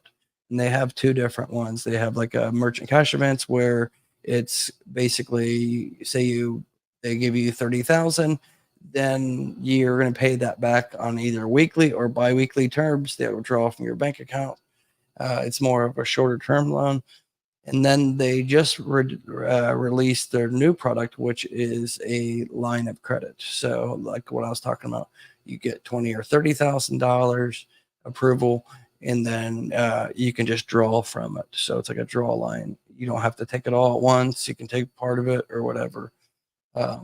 What's nice about that underwriter is they don't require you to be earning a lot. So you do need to have revenue coming in, but it's not like a lot of the underwriters where to get a business loan, you need to be doing 10, 20,000 a month. With this underwriter, you only need to be doing about $2,100 a month. So another thing you can do strategically is say you do DoorDash or Uber and you do that on the side or something. We'll have the earnings that you get direct deposited, your job or whatever, have those go into your business bank account. Yeah, you want to keep things separate, but that's something you could do to help start to get some earnings coming in to show, because a lot of the fintechs are going to be looking transaction based, so just keep that in mind. And a lot of these strategic methods I teach with my students one-on-one, so like I said, if anybody's just coming in here and they don't know where to start, or they keep they keep getting denials, and they don't know why they're getting the denials. They already got trade lines or something, then reach out to me. I do a free consultation. Just text that number 937-423-9954. And we can even do a consultation tonight after this live. This live will probably be maybe 20 more minutes or so. I appreciate you guys' patience. But before I get into the underwriter that you could get potentially approved for 2 different programs, let me go over to the comment section. Then we'll get into the Sam's Club, No PG Business MasterCard, how to get approved for that, and build up that interbanking relationship, because they have 5 other trade lines you could potentially get. And I'll show you in order which ones you should go after. If you're a new business, don't go after the Sam's Club right away because you're going to get denied. Do it in this particular order that I'll show you here in a moment. But let me go through the comments and then I'll bounce over back to that. Okay.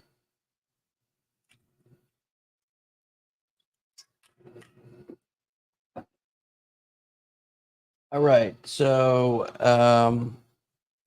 Rena says, how many trade lines do you need? It depends. That's not an answer. That's not a question I can just blanket answer. It depends what you're trying to do and accomplish. But like I said, don't get trade lines just to get trade lines. That's pointless. Like, it actually looks bad for you with the underwriters if you have a whole bunch of trade lines reporting, like here in the sample report. If you have a lot of these trade lines, see how all these have usage? It says recent high credit. This is what you want to see. This is what underwriters want to see. They don't want to see like this one. And some of my students, it's like pulling teeth to get them to show usage because they want to keep things at 0 always. But it's not like personal credit where you want to keep everything at like low utilization, 0 or 3%. That's not the case on business. You need to demonstrate financial stable, history and ability to pay.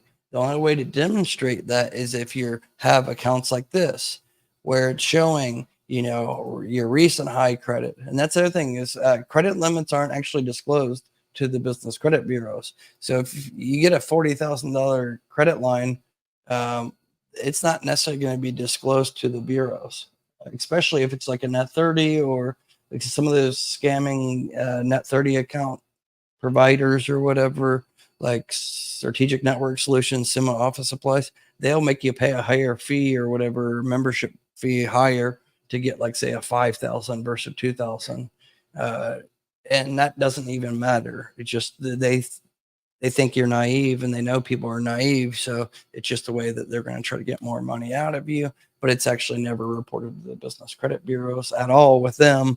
But with any underwriter or trade line, it's actually not reported to the business credit bureau. So people they really don't understand that, like, who cares about the credit limit, so what's really counted is everything as a whole, not just one. So this is fine to have, like, a recent high credit was 85,800 and the balance is 0. That's in a perfect world what you want to have, but but you don't necessarily have to be like that. Like I said, it's not like personal credit where you want to keep low balances or 0 utilization. With business credit, you actually want to actually show utilization, and you want to kind of show high utilization. You can see this sample report has high utilization, right? But their scores are still good, so don't get hung up on the scores. But if this was kind of reversed on the personal side, this person would have a very bad FICO score, so don't get hung up on business credit scores, but you actually want to show balances, and the higher balances you can show, and then you show them paid off. Like, say this one's an $85,800 recent high credit, and then it's 0 balance. That demonstrates to the underwriter, like, wait, this company is very financially healthy. If they're able to have a recent high credit of 85,000 recently, and they paid it all off, that demonstrates good behavior, financial stability, and a lot of you guys might be thinking, oh, well, that's hard to get or how hard to do because I'm pre-revenue or I don't earn enough. Well, like I said, if you're in my mentorship, my one-on-one business credit mentorship, I teach my students how to, when they're ready, I teach them how to strategically do that if they need it, you know? So I can teach how to take, say, these 3 business cards, and they may be only low limits, like say $3,000 to $5,000 limit each, but I can teach you how to take that and turn that into one $25,000, $30,000 approval through one. And then you take that $25,000, $30,000 approval and the other accounts that we get you, you combine all those and then turn that, say 40,000 into a $60,000 approval through, say, one fintech. Then you take that 60,000 and you turn that into $150,000 approval. And then you just kind of keep on stacking it in a sense. Now, do all my students do this? No, I only have a select few that do that, like those that are interested in investing in real estate, doing fix and flip. You know, I bought 3 houses and I bought them all with business gas cards. You know, they weren't very expensive, but they were like 22,000 to 33,000. They needed gutted. The bones were good, but I liquidated, you know, basically gas cards that could only be used for gas and auto purchases only. But I figured out how to actually liquidate them, bypassing that, liquidating 3 of them to do the closing for 3 houses. And then once I closed on them, you know, it's due back in 30 days, 30 to 45 days, depending on the statement billing period. But then I had 2 other gas cards that were higher limits. I liquidated those 2 higher limit ones to pay back the other 3. So I used their own money to pay them back, essentially. And then what I ended up getting from that is like this, accounts like this reporting, you know, a high recent credit, but then the balance is 0. And then it's like, you're using Paul to pay Peter, Peter to pay John, and so forth and so on. And, you know, I started doing that literally with like $5,000 I put out of my own personal money into the business checking account when I started the new LLC, just for demonstration purposes for the YouTube channel like 5 years ago to teach all this, right? So essentially I was able to show, you know, month after month, recent high credits of anywhere from 20 to $60,000 and multiple accounts, like 12, 13 of them, I would say. I mean, I have like right now close to like 400,000 just in business gas cards alone. And most of them I can use for anything because a lot of them are unlocked now. So, I mean, that definitely helps big time. Where was I though?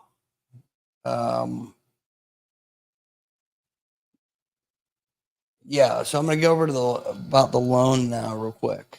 I'm going to talk about the loan for anybody interested in getting a business loan, a small business loan, anywhere from the lowest I think is like 2,500 they offer, line of credit 2,500, and I think they go up to like 50,000 if I'm not mistaken.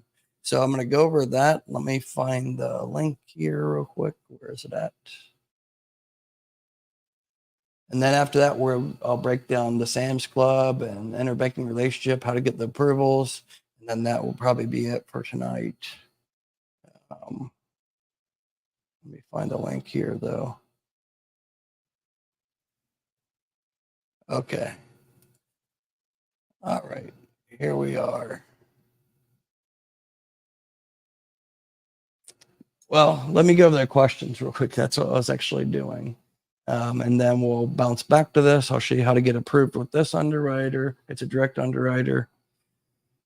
And then we'll kind of bounce back and forth. But if you guys have any questions, get it in the comment section. I appreciate it. And also, like I said, if anybody's interested in my one-on-one business credit mentorship, I have 4 or 5 spots still open. Just text 937-423-9954. We'll get on a call tonight after this live.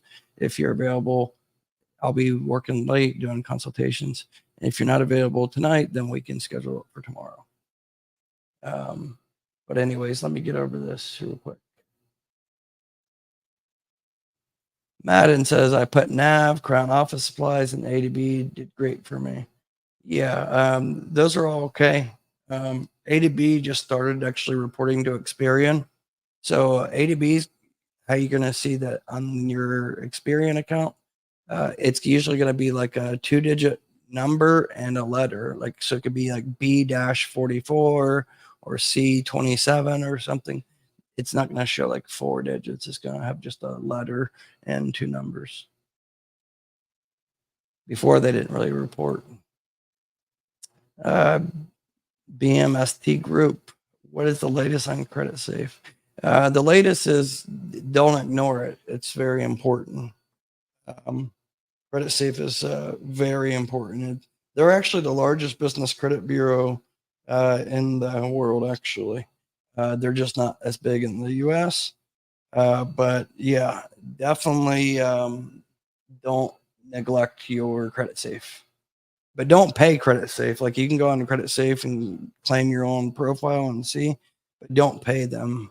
Like, they try to upsell you like all these extra account things. Don't even do that. It's a waste of money. It's not that important, but it's important. But you can see your initial report for free. Vince,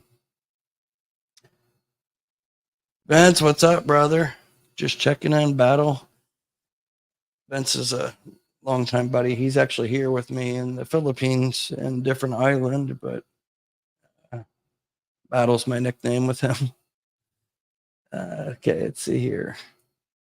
BMST Group, Mercedes-Benz wants a $500 refundable deposit to submit an app for a business fan. Is this a green light for approval or is it 50-50? Okay, Mercedes can be tricky. Did you go to a Mercedes dealership? Because I have a student right now that is getting like G-Wagons, getting a fleet of G-Wagons. And the dealership didn't ask him for any deposit. So I would actually let me know what you're talking about. Actually, is it directly through the Mercedes Financial or is it through a dealership? If it's through a dealership, they should probably be working with Ally, and you're going to probably have a better chance to get approved through Ally. I would at least try Ally first. But you can't go directly to Ally and apply. You need to only the dealership can actually put in the application for you. But as long as it's refundable, I mean, it's fine. Are you personally guaranteeing or is it no personal guarantee? Or do you know yet? But if you're trying to get a Sprinter van, I have tons of students right now that's like out of the students I have right now, 54 or 55 that I've had that are currently enrolled and maybe close to 100 that I've had this year so far. I would say most people that join my mentorship, they're either trying to get funding for real estate to do like fix and flips or long-term hold bridge loans or something, apartment buildings, or they're trying to get fleet vehicles or Sprinter vans because they're doing different logistics, package courier, mail courier, things like that. And we're very successful getting all those for them. No PG Sprinter vans are actually very easy to get. You typically need to be in business at least 6 months and have all your ducks in order to be able to get that.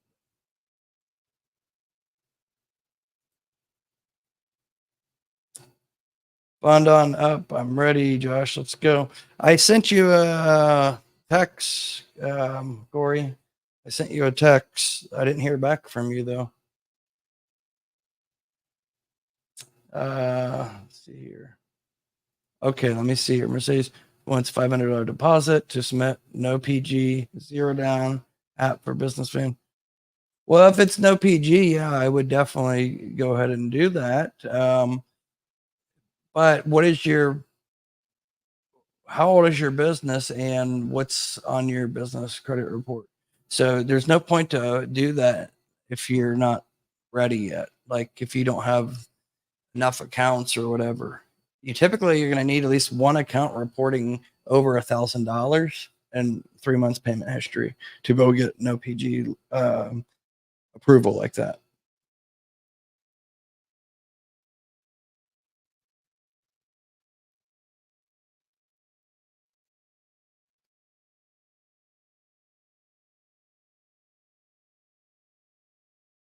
Great answer, because BM told me it's a no PG for business as of now. Well, yeah, all this could change anytime, but I don't foresee like auto vehicles probably ever changing to personal guarantee only. I don't foresee that ever changing, especially anytime soon.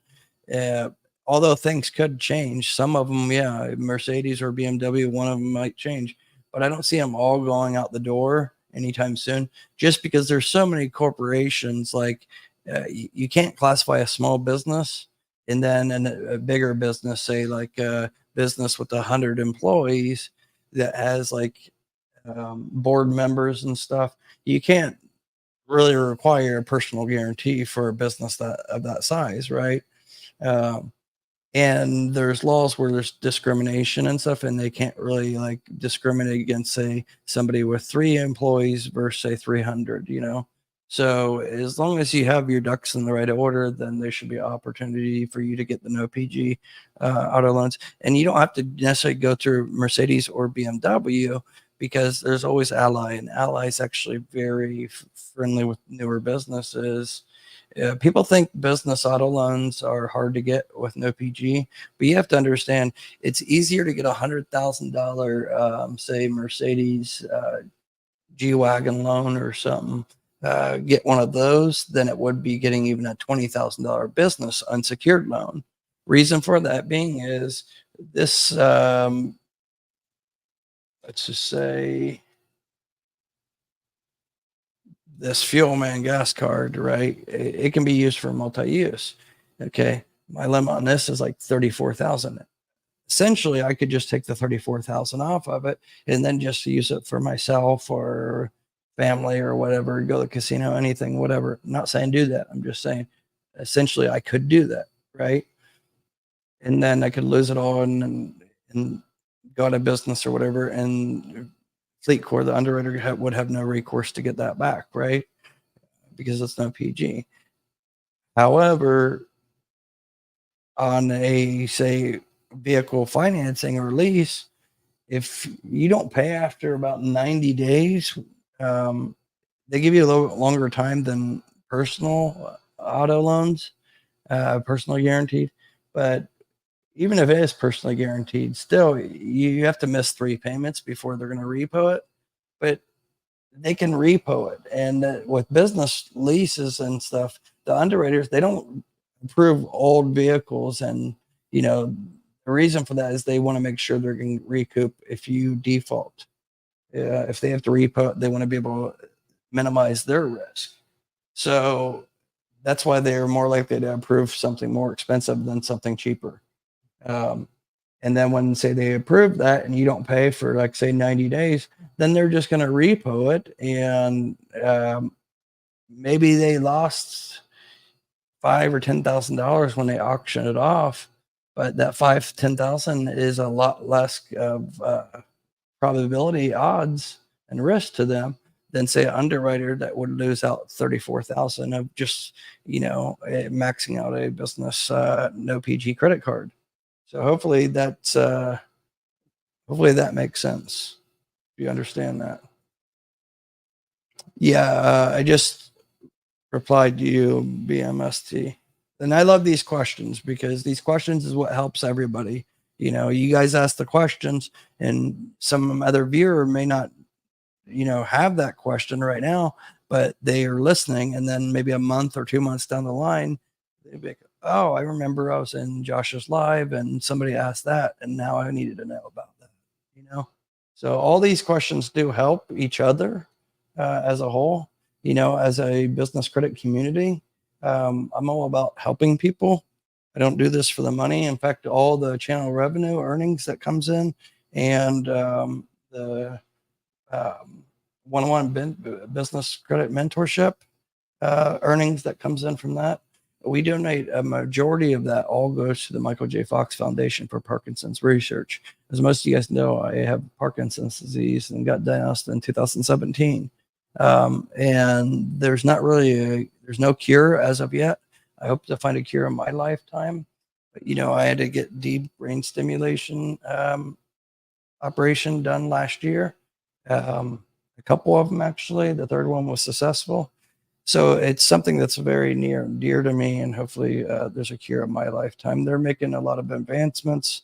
You know, we've been able to donate almost $500,000 in the past 5 years. But if you look at like the government, they don't give really funding for research for Parkinson's research, not like they do with cancer, because it doesn't really just like kill you overnight or anything. It's just more about bad quality of life. But Muhammad Ali, that's how he died, is from Parkinson's.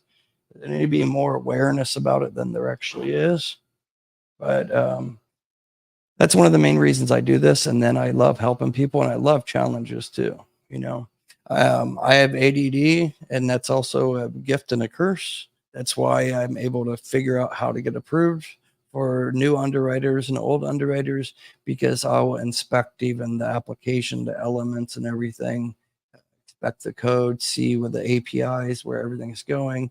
And I just try to leverage it the most impossible, as much as possible. They're working against you, so why don't you try to work against them and leverage it, and then use other people's money, OPM. The rich get richer by OPM. They don't use their own money. Invest your own money. But when you need something, take that money, OPM, use other people's money to build your business and grow your business. Doesn't matter if you had 100,000 in the bank account right now of your own money. I wouldn't suggest using that for your business, like for buying or funding your business. Try to get the no PG first. Most all my students, we don't go after anything personally guaranteed. The only time we go to personal guarantee is when it's really required and we've already exhausted all the no PG options, and that's usually many months down the line. That's why my lowest mentorship is 12 weeks and goes to 16, 26, and 52. But there's so many credit lines out there that's no PG, where unless you're trying to get millions, you really don't need a PG. If you're just trying to get, like, say, 300 to 500,000, you don't need a personally guarantee. It just takes more strategic steps and stuff that you have to do, but it's really not impossible. Like I said, out of like 2.4 million I got in business credit in that first 16 months, I would say like at least 40-50% of that, maybe even as high as 60%, is no PG. Depends which ones you're counting. If you total as a whole, probably 60% is no PG. Like I had almost $40,000 Dell computer line, and that's actually like a revolving kind of. And I financed my whole office studio, all my video editors and stuff that I had before for my other motivation channel. But they have tons of things. Like I can even teach how to take some of these credit lines and liquidate them. Like Dell has many items. So if you have Amazon FBA account, you can turn a business credit line that can only be used, say, only at JCPenney's or only on Dell.com. I can show you how to buy things in there from them for wholesale, and then you turn around and ship it to Amazon, and then they sell it for you, and you can still profit off of it. But it really comes down to, like, if you want to go through those different steps. Like, I'm not saying you have to, but I've tested all this out, and I can strategically tell you how to do it and what to buy, how to utilize it. And it's not always about like getting a credit line. What can you do with it? Like you don't want to just get credit lines that you have no use for, So it's important to get credit lines that you actually have use for, or you can actually utilize it some way or another to either pull cash off of it or pull funding off of it, or use it to get to, say, strategically interbank relationship to get to the next level or next point that you want to get.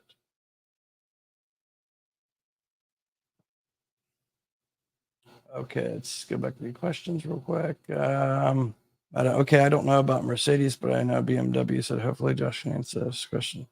Yeah, if they're guaranteed it's no PG, then I would say go ahead and do it. But you might want to check with me first. I haven't seen your report on, say, Credit Safe and your Experian, all your reports Equifax, but it's probably going to be the Equifax what they're looking at. But I don't know what your profile looks like, so I can't blindly just answer that as a blanket. Just because something's no PG doesn't matter. It doesn't mean just go ahead and apply for it. Yes, the worst thing they can say is decline you. But don't apply for something that's going to potentially hurt you down the line, and ruin that relationship that you could potentially have with, say, Mercedes. Because sometimes that can be held against you. If they denied you, say, today, you might have to wait 180 days before they will let you put a new application in. So you want to make sure you don't, prematurely apply. Pronto, what's considered a citation for said business? So a citation is anything that mentions your site, like a directory on a third-party site. So like Yelp.com being listed on there, your business, that's a citation. Easy Local, Chamber of Commerce, Better Business Bureau, those are citations. And it's important for you to have a minimum of 5 to 10 citations. They're all free, just takes time. You can get them done in like 5 minutes. 5-10 minutes each. You have to verify them, things like that, confirm your email address, things like that. But if you don't want to take the time to do it, there's like a link, I think, in my description that there's a service that I used to use. I have some of my students use. It's called Bright Local. They only charge like $2 per citation, and they do it for you. You can get as many as you want. They can get 100 of them. I have some students that they're really taking it super serious, and they're getting a lot. And it also will help your SEO. It helps you rank on Google too. Michelle Inyart, good evening, my son. Evening, mother. Hope all is well.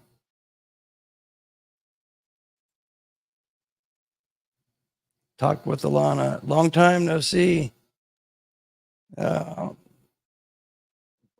What's a volt? Maybe I'm unfamiliar. It's good and durable.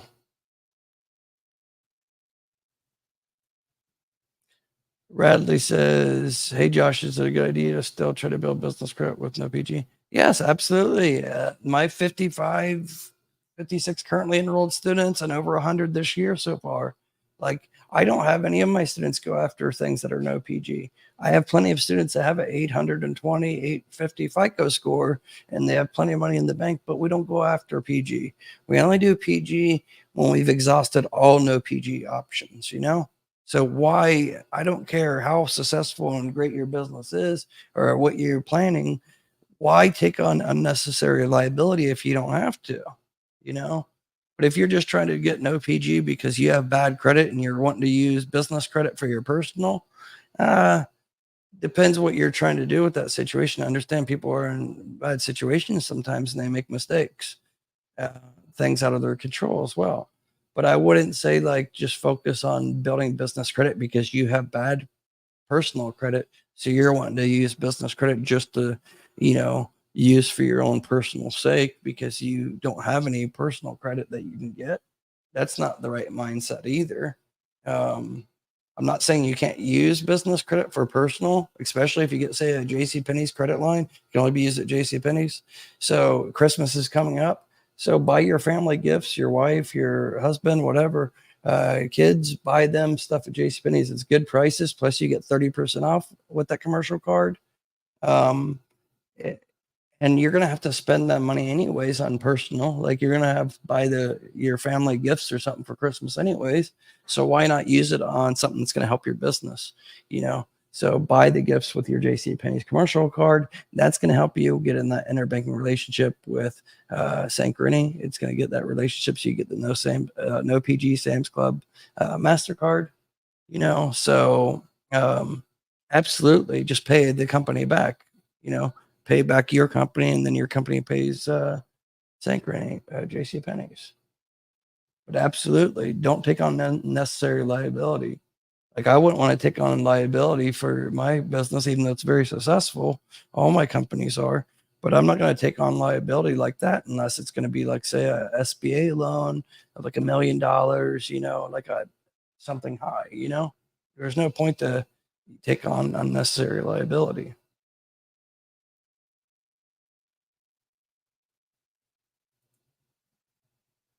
Jacqueline, long time no see. Are you still connected with Chad Gabelis?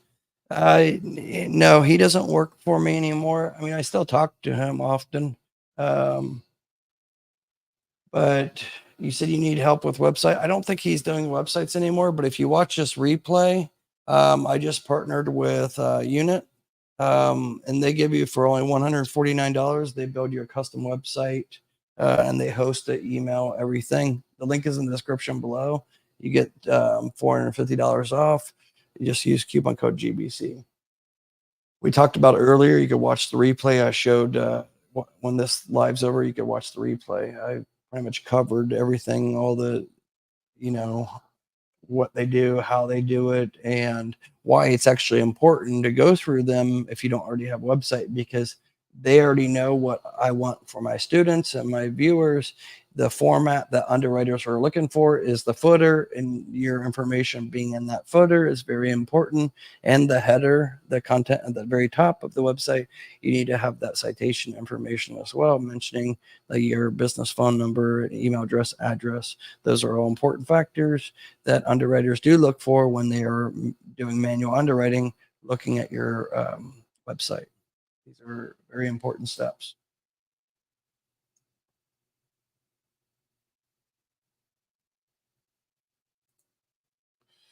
Radley, you should make a video in regards what you would do to you were starting your business fresh. That's basically what I covered tonight.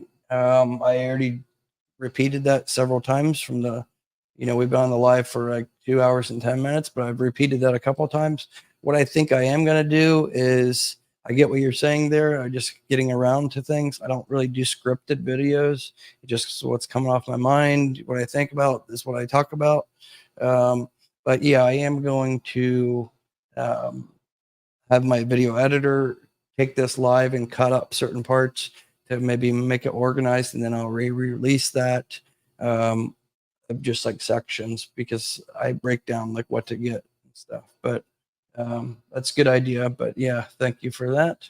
But yeah, everybody please hit the thumbs up. It really helps the channel, especially when the video gets a lot of thumbs up. YouTube tends to send it out higher on the algorithm for people that don't know the channel. And also subscribe if you're not already a subscriber. I really do appreciate that. It definitely helps the channel. So a lot of people that watch my content, for some reason, YouTube's showing me that like 70% of the viewers, they watch the content, but they're not actually subscribed. So it's just free. Just hit subscribe and hit all notifications so you get notified whenever I go live. But yeah, smash the like button.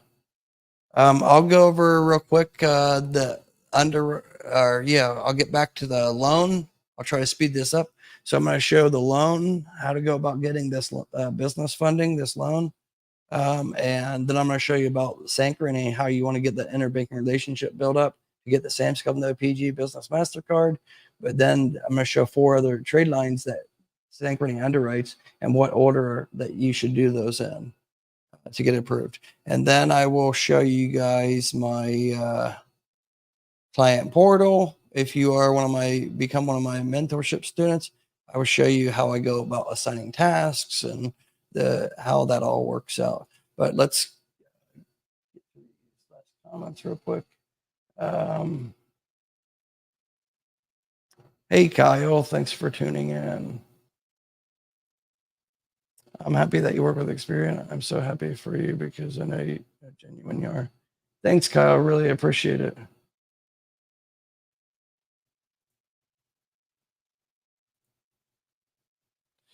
But Experian would never do this with the Black-owned business. It's really sad, and they never let a Black-owned business be a data reporter. I don't think it's anything to do with race at all. I'm not a data reporter either with Experian, even though I'm endorsed by them as a content creator teaching business credit, but I'm not endorsed by them for like data furnishing. I can't. I've tried before, but you need to, it's not that it's about race.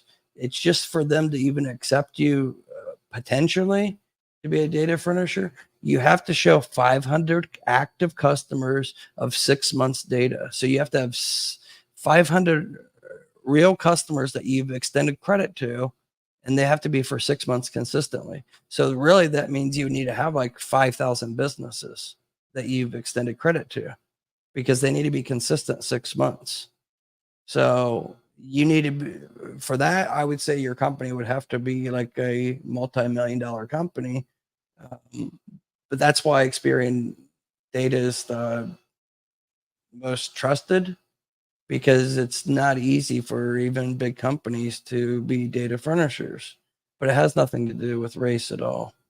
You know, anybody can kind of become a data furnisher to Equifax and CreditSafe. It costs a little bit of money to get set up, but it's not anything to do with color at all. I won't say the reason why, but you can just Google about Experian, and they should tell you up front what you need to do. You need to submit the Metro 2 format, but the Metro 2 format, even to be a data furnisher for Experian, I'll tell you, even if you have all those ducks in order, right? The customers and 6 months of 500 clients and all that, you need to have a Metro 2 format license, and that's like $45,000 to even get that license. That's just a license to use for the software that's implementing for the Business Credit Bureau of Experian. So it's a very long process. Even Dun & Bradstreet is hard to become a data furnisher. Like you almost need to be, it'll cost you like over $100,000 to be a data furnisher with Dun & Bradstreet. That's why there's so many ones that are reporting as data furnisher to CreditSafe and Equifax, because it's a lot easier requirements. But if you think about it, though, Experian is also the one that most all financial institutions use. So it's not easy. Like they're not going to let just anybody become a data furnisher. That's just, there's a reason they can charge so high price for, their customers. They can charge their underwriters that use them. They can charge them high because they have such high standards. But it really has nothing to do with color. The vice president is African American, so it really has nothing to do with color. I'm not saying racism doesn't exist, because it very much does. But what you're saying here, I would respectfully disagree with that. It's just the requirements are so hard. I can't even become a data furnisher with them. I don't meet the requirements anyways. And I'm not going to spend $45,000 just for software. And it's not software you buy from Experian. It's actually a third-party software, And then it needs to connect to, say, license like accounting software, such as like Mass 90 or Sage 60. And those licenses are outrageously expensive. The cheapest one's like 10,000, goes up to like 200,000. So it's not easy. It's a financial investment, but to become a data furnisher, it's like technically free. It doesn't cost anything to become a data furnisher, but to get like the right software accounts and stuff that you buy through third parties, get everything structured properly, the format data correct and everything, with your accounting software. It's like there's a couple steps that they all have to interlink together, and all those steps cost money to implement and to get the licenses. But to be a data furnisher directly to the bureaus, it doesn't cost anything. It's free, but you just have to get approved. So hopefully I gave you some clarity there. I'll go through the rest of these comments, and then I'm going to jump over to the about get loot. Ebony, how you doing? I assigned new tasks. She's one of my students. Okay, is Loot FinTech? Yeah, they're the direct underwriter. I'm actually pretty close with the founder. I'll go over that here in a minute. Yes, a dealership. Yeah, like I said, you need to, if you want to send me over a snapshot of your business credit report, I'll take a look at it for free and just give you advice. Just support at joshvanhorn.com. Again, just email support at joshvanhorn.com. Or if you want to do a free phone consultation, just text me 937-423-9954. I'm not saying you have to be interested in the mentorship, but that's really what the number is for those that want a free consultation to see if I could approve you for the one-on-one business credit mentorship. Because like I said, I don't accept 90% of people that contact me. And that's not because like I'm not trying to help people. I'm trying to help you, but the goals need to be aligned. Like if you just contact me and say, Josh, I want to get 100,000, get me 100,000 within the next 30 days and I'll join your mentorship. Well, that I don't want to deal with people like that because that's not really the mindset that you should have if you want to be successful, not only in business, but be successful with building business credit. It's not an overnight process for one. And yes, I have some students that get 100, 200,000 the first week of the mentorship, but that's rare. I have had some students get that, you know, but everything's a process and everybody's at a different stage. You know, they are established or not established, pre-revenue or revenue, you know, they have different goals, short-term and long-term. And I take all that into account when I'm doing the consultation. And then based on like what we talk about during the consultation, that's at the end of the call, then I pretty much decide if I want to accept you for the mentorship or not. But things have to be aligned. Like, you know, we need to get along for one, that's important. You know, business chemistry, and you need to be willing to learn, and you need to be willing to dedicate at least 1 to 2 hours of your time per week doing the custom tasks that I assign. You need to be dedicated because I do have some students that they pay me mentorship, and then it's like pulling teeth to get them to even do any tasks. You know, some people are lazy.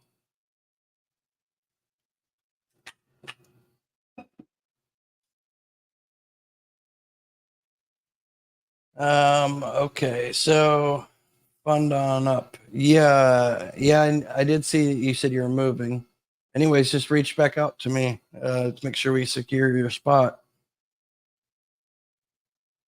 The business is 2016. Okay, so yeah, do you have trade lines? You have the age, fine. Just depends on what type of trade lines you have.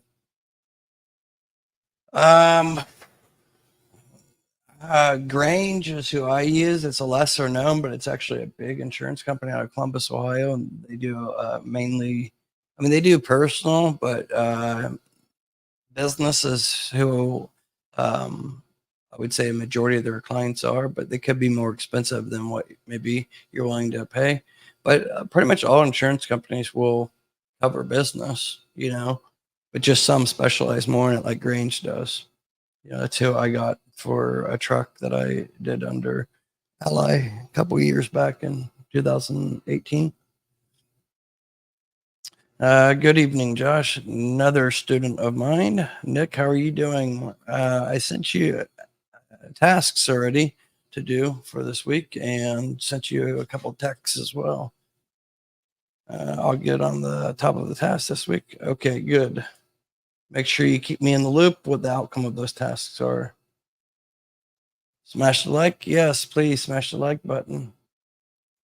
I'll get over to the get loot because the comments I pretty much almost went through.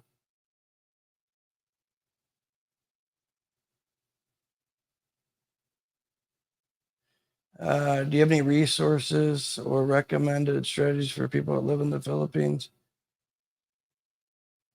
Optioning. Well, I'm in the Philippines myself. I'm in Cebu, Philippines.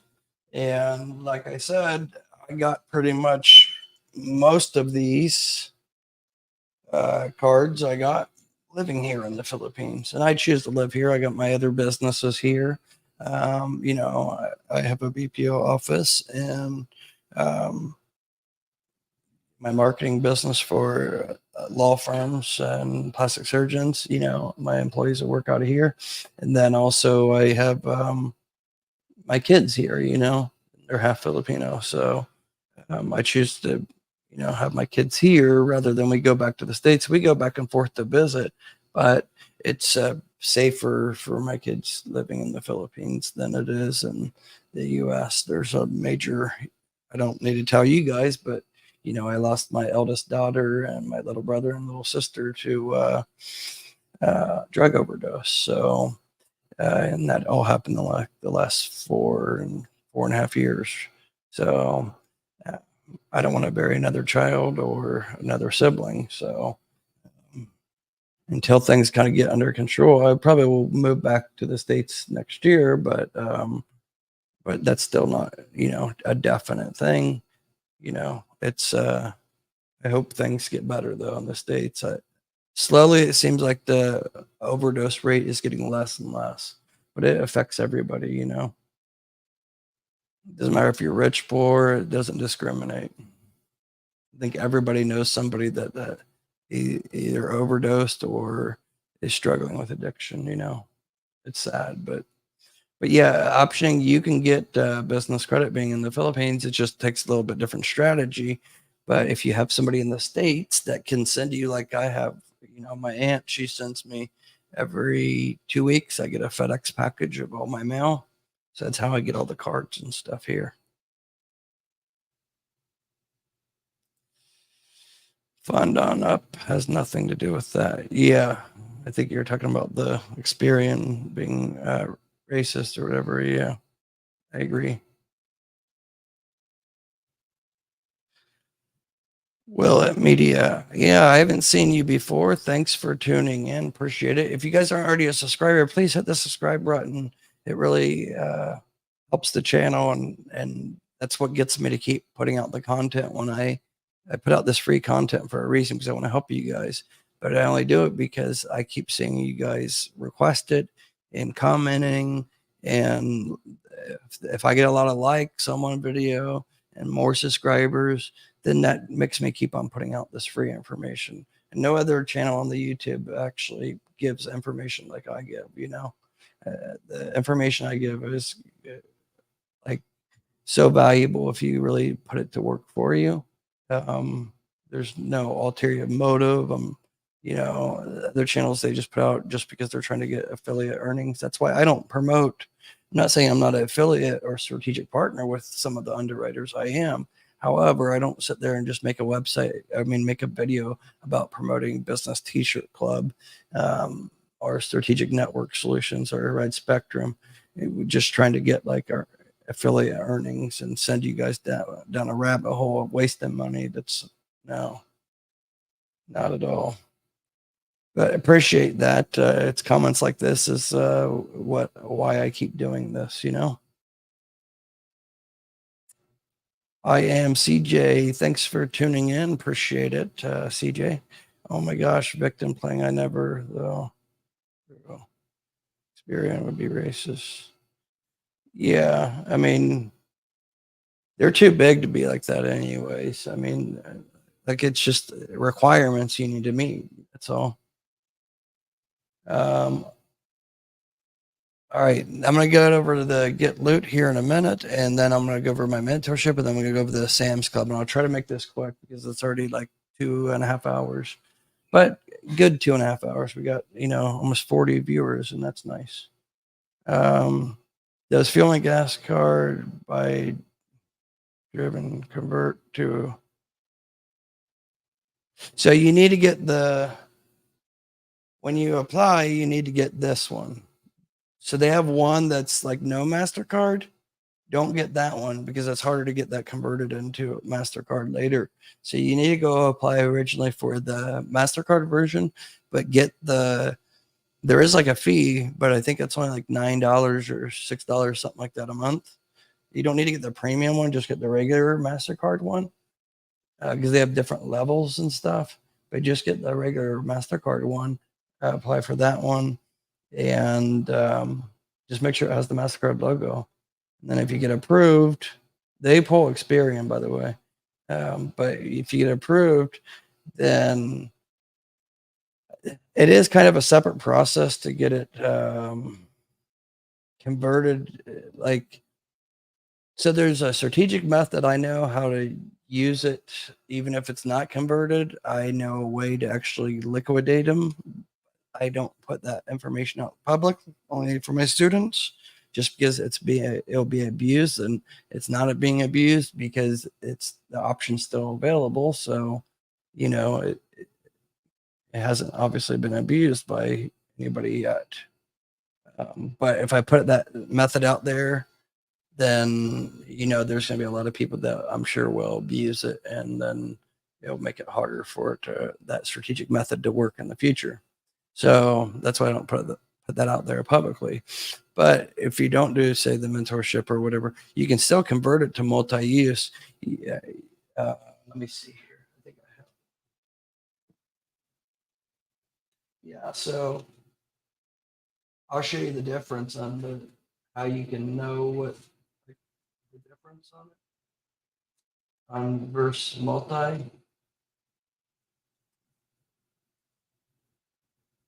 Bear with me here.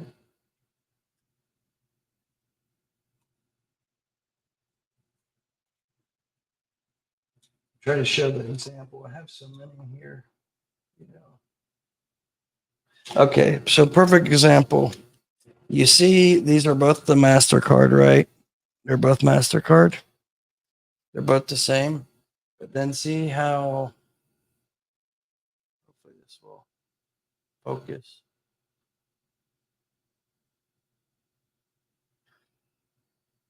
It's not really focusing, I think. It's my camera or something. Anyways, one says fleet. This one says fleet. And then this one says multi. Multi and fleet. See, multi and fleet. So you'll get the fleet originally. But then, like, you can see this one too. See, this is Speedway Superfleet 711. I hate this camera. Anyways, this one says this one's multi. I have all of the FleetCor cards unlocked to multi, but they take anywhere from like 2 to 4 months to get them unlocked. So if you don't do the strategic method like I learned before, then you can also get them unlocked. And they usually give you like rebates too. So you'll get like anywhere from 2 to 5% cash back for the first, say, 90 days once they offer you that. So you get a letter in the mail typically, and that's when you'll qualify. And that's usually after like 3 months of on-time payments and showing good amount of usage, because they want to give you high limits because they want you to spend it. They only make money off the interchange fee. So if you use 10,000 and you have a $10,000 limit, you're only paying back 10,000. You only pay back what you use. There was no financing fees because it's not 30 typically. With statement periods, it could be almost 45 days or so. But you need to pay it back in full. So that's but you can get them all unlocked. Like I try to have all my students, strategically use them. If they can't get them unlocked, then we, in the meantime, we'll strategically use them and liquidate them to stack them. But you can definitely get them. It depends how good a relationship you have with your account rep too at FleetCor, or whatever, if it's BP or your Argo or your KC's, Universal Premium, Fuelman, 711. But if you have that relationship built up, they can usually make it a little bit quicker that you can get approved potentially for the multi-use. And then that you can use that card on anything. But you can't pull cash off of it. However, the strategic methods that I teach to my students, I teach how to pull cash off of it, like liquidate it. If it's a $10,000 limit, get 10,000 off of it, or 9,000 or whatever. But FleetCor is very good about giving limit increases without even asking for them. So as long as you pay back, say you have a $10,000 starting limit. If you charge like 7,500 or 7,800 in that first month and you pay it back on time, or I always say pay like 2 days early, 3 days early, business days, as long as you pay like early, you would be surprised, but you will log into your Comdata iConnect account with FleetCor, whatever card it is. You'll log in and you'll see your limit go from like, say, $10,000 limit to like 14,500 or 19,500. They like to do odd numbers.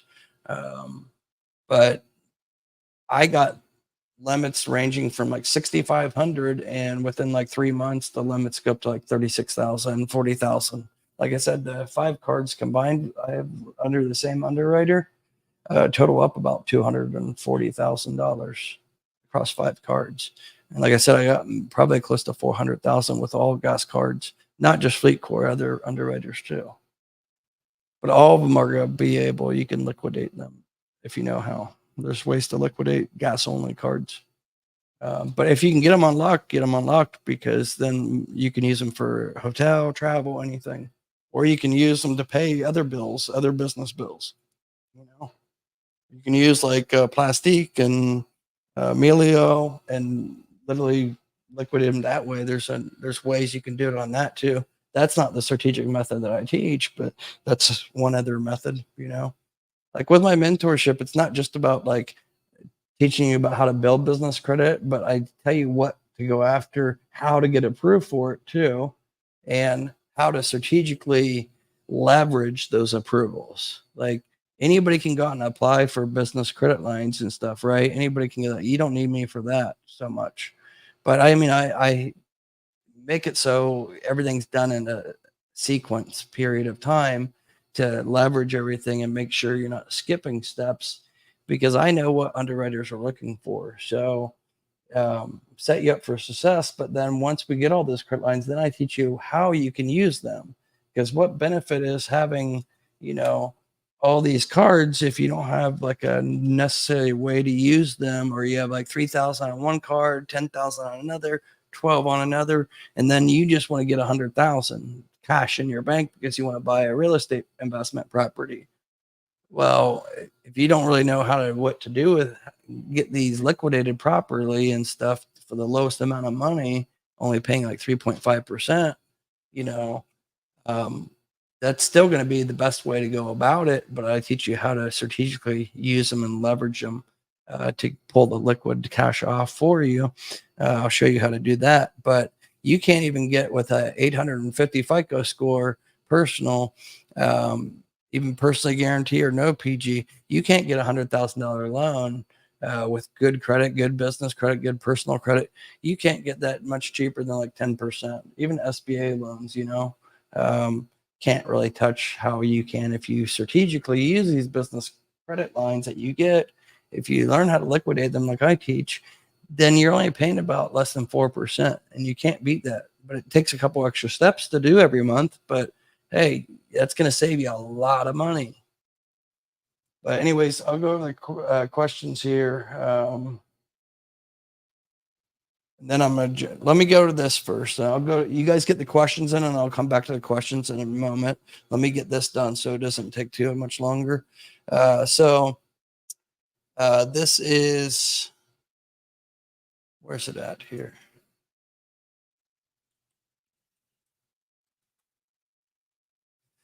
Okay, so you can see Loot in partnership with Get Business Credit. I hate that picture of me. I told them to change that already. But anyways, unlock $250,000 today to fuel your business and earn cashback rewards along the way. Apply now. You guys don't use don't just Google them. Make sure you use my link. I'll show you why shortly. But if you're using my link, it's going to actually, it's not only going to help support the channel, but it's actually going to go to a back door where I can actually see. And if you were to get denied or a low limit, then I can actually do I don't want to say reconsideration, but I'm on Slack with the founder. So I can kind of get things like updated, not guaranteed, but I have with some of my students. So definitely use my link. It is in the description though, but it's unlock.getloot.com/get-business-credit, but it's long. So just click the link in the description. I have several resource links there. But anyways, your credit score is not affected. So it is just going to be a soft pull. Even if you have bad credit, they don't, like discriminate against bad credit. So they have two different ones, and that's revenue-based financing, aka kind of considered like a merchant cash advance. But what's nice about them is it's not like typical merchant cash advances where if you take out say $100,000 loan every day, they're going to take out like $400 or $600 out of your business checking account every day. Well, GetLoot doesn't. Loot does not do that.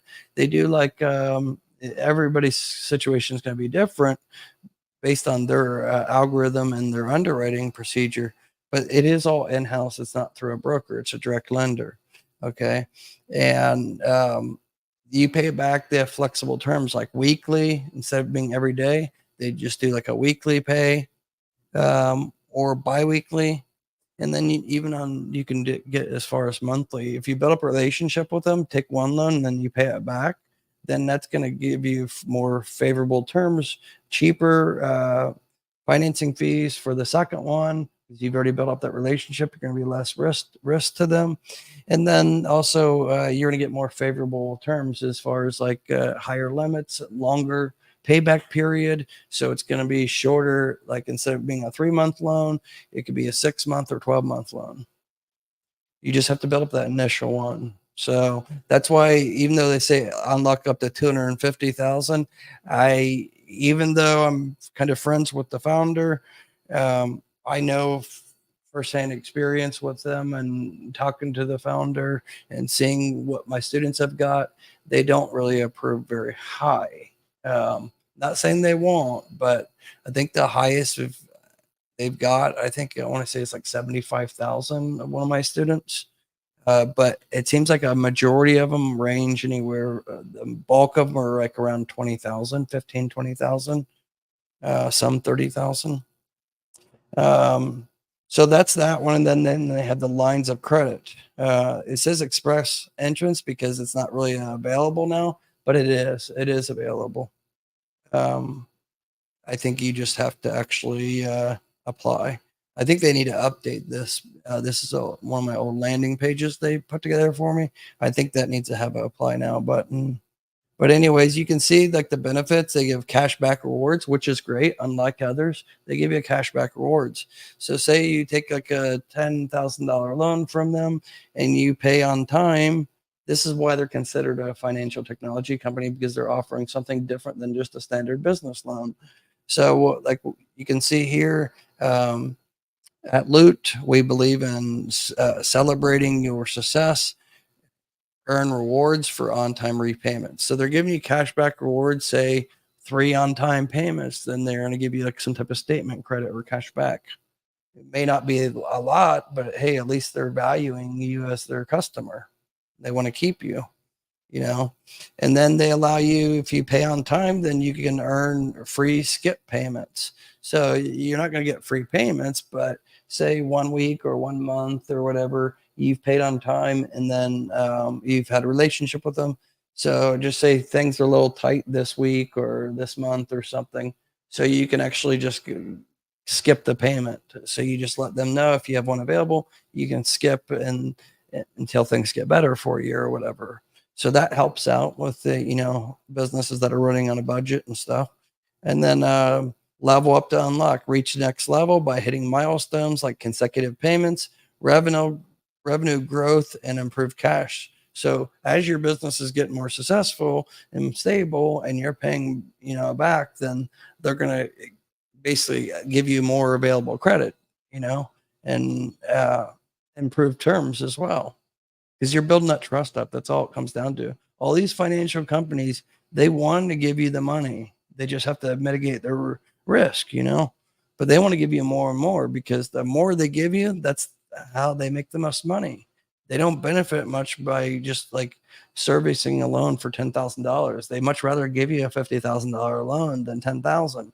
But they also need to mitigate their risk, especially when they're the actual direct underwriter. It's kind of self-funded between a few partners are putting in, you know, a couple $1 million and servicing these loans. Anyways, pay off early and save. So Loot offers industrial leading early payment discount for revenue-based products, so you can comfortably use to cover the really short-term gaps for working capital. So say you just need, like, you're waiting for an invoice or something, so a client to pay, but you need a quick $15,000. Well, that'd be perfect. And you don't have to worry about paying an arm and a leg. So some of these merchant cash advances or revenue-based factoring, they charge a lot, sometimes, and there's no prepay, like you don't get any prepayment discount. So if you borrowed 100,000 and the term of the loan or whatever merchant cash advance is over, say, 6 months, and you have to pay back 140,000, even if you paid it off early, a month, like you only used it for a month and then you want to pay it all off, usually they only give you some don't give you any discount. You have to pay it. It's going to be the same if you paid early or not. But then some of them, they'll give you very minimal, like 1 or 2 points off for paying it early. But with them, they actually give you a bigger discount off of the points. So now what do you need? The requirements. 6 months in business. You have to be operating for at least 6 months to qualify. Now, I was told this: if you've been in business for 5 months and you have good personal credit and you have good business credit, or you have good revenue coming in, then it's not a flat, strict 6 months. So if it's like 5.5 months, 5 months, you might be able to still qualify. Like I said, the link will be in the description below. The worst thing you can do is they tell you you're denied. It's not a hard pull at all. But anyways, you need 25,000 in annual sales. So that could actually be like, it's not like it has to be an overall annual. You could be in business 6 months and say you've only done the first couple months, you only did like 2, 3, 4,000 a month. But then say the last 2 months you had 10,000 and 15,000 or something. They look at it as a whole, especially the last 3 months. It's going to be what's factored in the most, but it doesn't have to be like steady. Like every month doesn't. You could have like one good month and then one bad month and up and down. That's fine. Is really what it comes down to. As long as you average like $2,200 coming in per month, that's really like their minimum threshold. Now, if you're only earning that low amount, then don't expect them to give you 30, 40, 50,000. You're probably only going to qualify for like maybe 5,000 or 7,000 or something, But again, like I said, you can use one credit line to leverage to get other credit lines too, That's where like my mentorship really does shine the most, is the strategic methods, So anybody interested, just text the number below for a free consultation. 937-423-9954. Anyway, so yeah, there's no minimum FICO. We have financing options for all credit profiles, and there's no minimum FICO required to apply. I know this firsthand because I have a couple students that have, like, I won't name any names, but they have like 520 to 550 FICO score, and they got approved recently. Not for super high amounts. I think one was like 12,000, another one was like 8,000. So,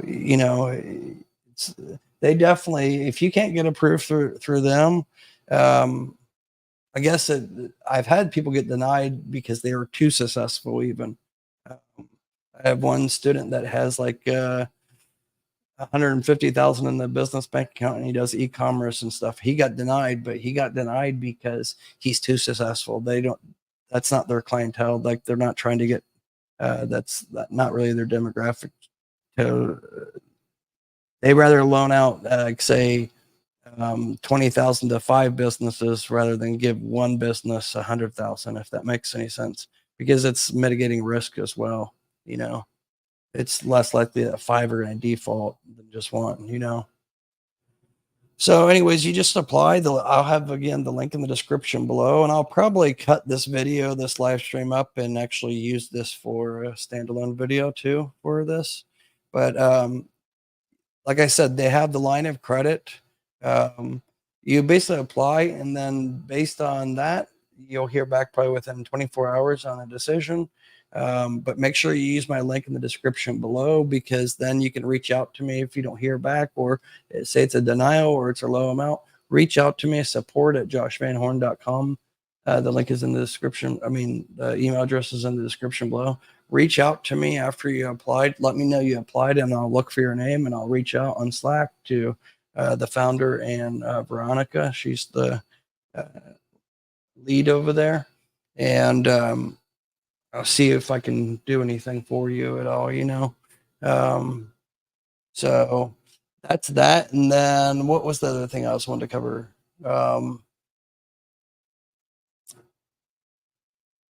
Yeah, let me go over we'll get the Sam's Club and Synchrony here in a moment. But for anybody, like I said, interested in my business credit mentorship, just text the 937-423-9954. I think I currently have 54 or 55 currently enrolled students. And some are on 12 weeks, some are on 16. That's why a couple spots just opened up. Some are on 26 and 52. Majority are actually on 16 weeks though. I have several students here right now in this live that are my current active students. But anyways, you'll just go here to the link, Clear Credit. But you don't do this until I tell you to do it after we had a consultation. Because like I said, I'm picky on who I accept and when you do a phone consultation first. But anyways, what you do is you're going to just register your business name, your name and email address, and that's it. You don't need to worry about website or comments. You hit submit, and then it's going to ask you to create your password.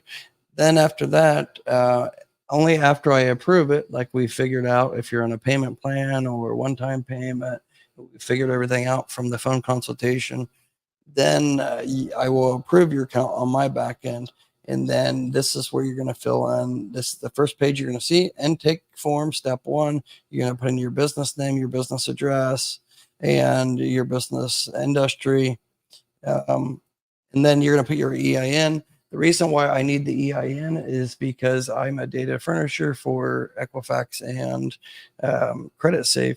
So that's the way that I can attach to make sure that the trade line as the business service mentorship is reported to them to the correct profile business account. And then I also need it for the audit. So all this information I'm asking here is so I can do the audit, so I can see if there's any problems, I see any errors or mistakes. That's why I do this. I do a full audit, and it takes usually like less than 24 hours. I get that done. I assign custom tasks to you to do immediately. Even you signed up, say tonight, I would before I even do the audit, I'm going to assign some foundation steps that I already know you probably don't already have done or you haven't done. It's rare that I have anybody have some of these tasks even already done. But anyways, you're going to put your business phone number because I'm checking the secondary databases and third-party data warehouses that hold any of these datas. So I'm checking what other underwriters would potentially be looking at and looking for, and see if you lack or see if there's mix match information. If there's anything like lacking or mixed, or I see any red flags or lacking rich filmographic data on the reports, then that's what I'm putting together in the initial audit, and we get those corrected the first week of the mentorship. I'm asking if it's a is it a virtual address? If it is it Regis, Opus, Anytime Mailbox? Who is it? I need to know these things. Again, during the audit, I'm looking for any potential problems. So if there's problems, we get them fixed. I don't like to fix problems once I find them out months down the line in the mentorship. It's better for us to fix them now.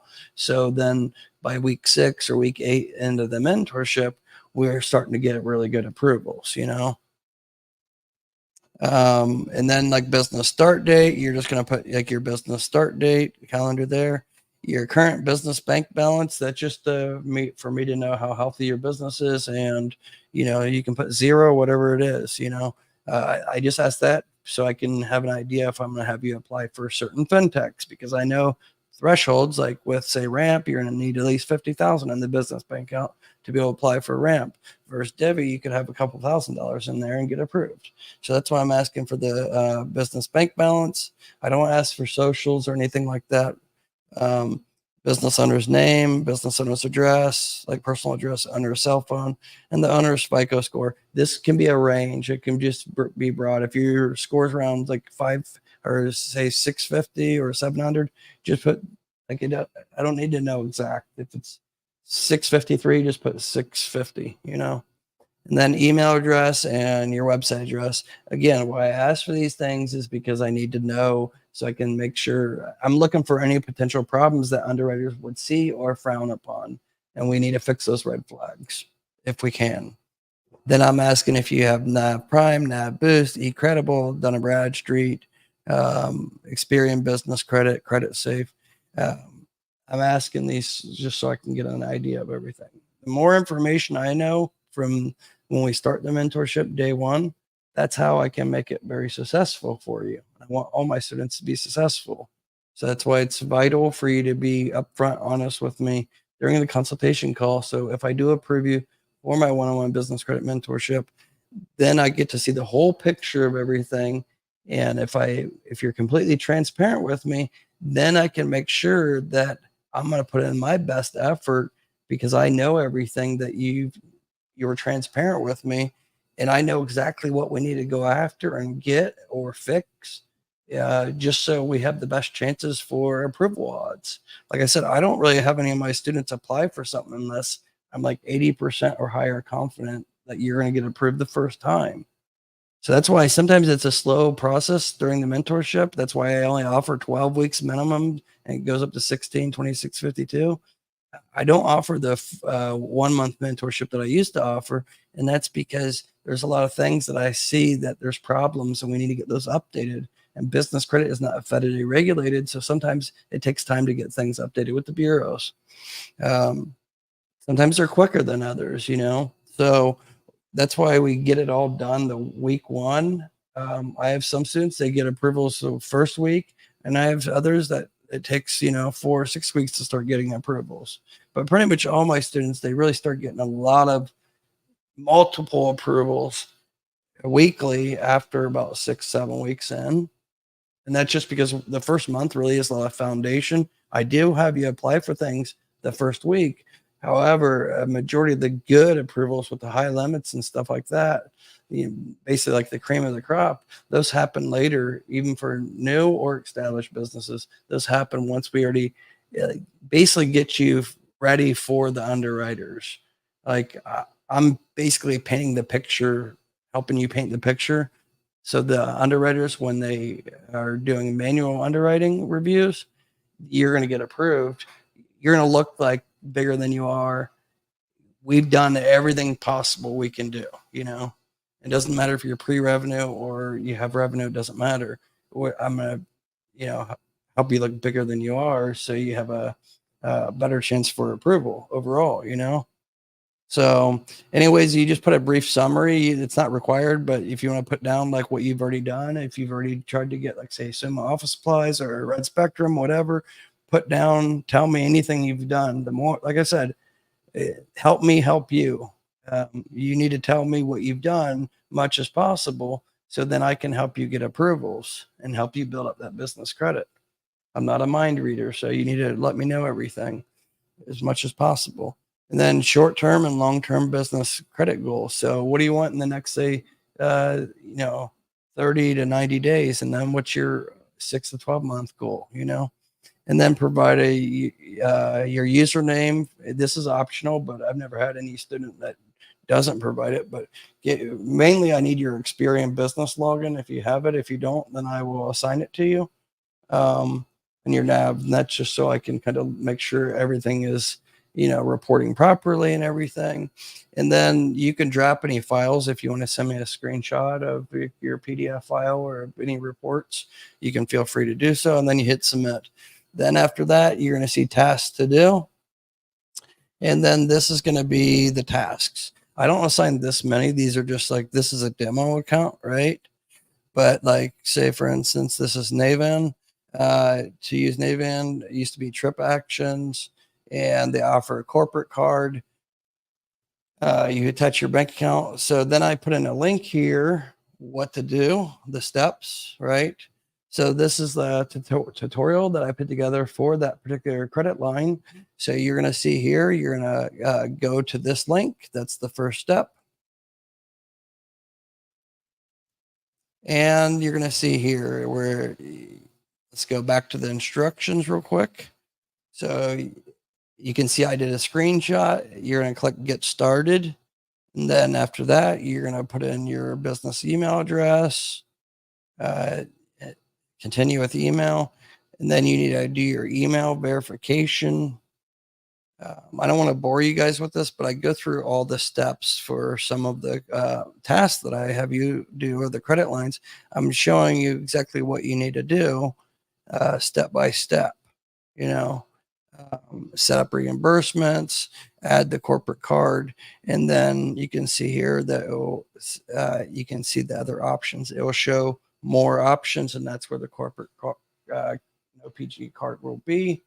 So that's what's in, say, here in the client portal. If I assign this task to you, then I'll either tell you detailed instructions. It'll be like 1 or 2 paragraphs long, and will tell you what to put in the certain fields, or I'm going to give you a Scribe How tutorial.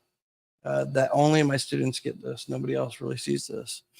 And then, like, say, revenue flex line. Like this one, I give you the link for this one, and basically telling you about what it is, why I'm telling you to apply for it, what the requirements are. And I'm telling you, why I want you to apply for it. Now, I'm not saying I'm going to have you definitely do this. This is just like a demo account. Like this one's for e-commerce. It's called Parker. It's a FinTech Parker credit card line. And they actually offer repayment up to 60 days, but it's a FinTech. There's no financing fees. And I break down all about it, and then why I want you to get it as well. And then, for instance, like if you need to get a website, I'm going to tell you what to do with the website. And you don't have to use this one. I'm just telling you also what I noticed your website. If you have a current website and it's lacking the filmographic data, like for your citation, then as you can see here, I'm telling you, make sure, see, like if you already have your own website already built, and it doesn't have the format in the footer like this, like ABC Company LLC, and the address, this type of format, telephone and email. If you don't have it this format, then I'm going to assign it to you and tell you to either get your website updated, or if you need help with the website, then you just click creditjosh.link/website. All right. And then, like the citations, if you don't want to do the citations yourself, then there's a service here, and that's going to be a Bright Local.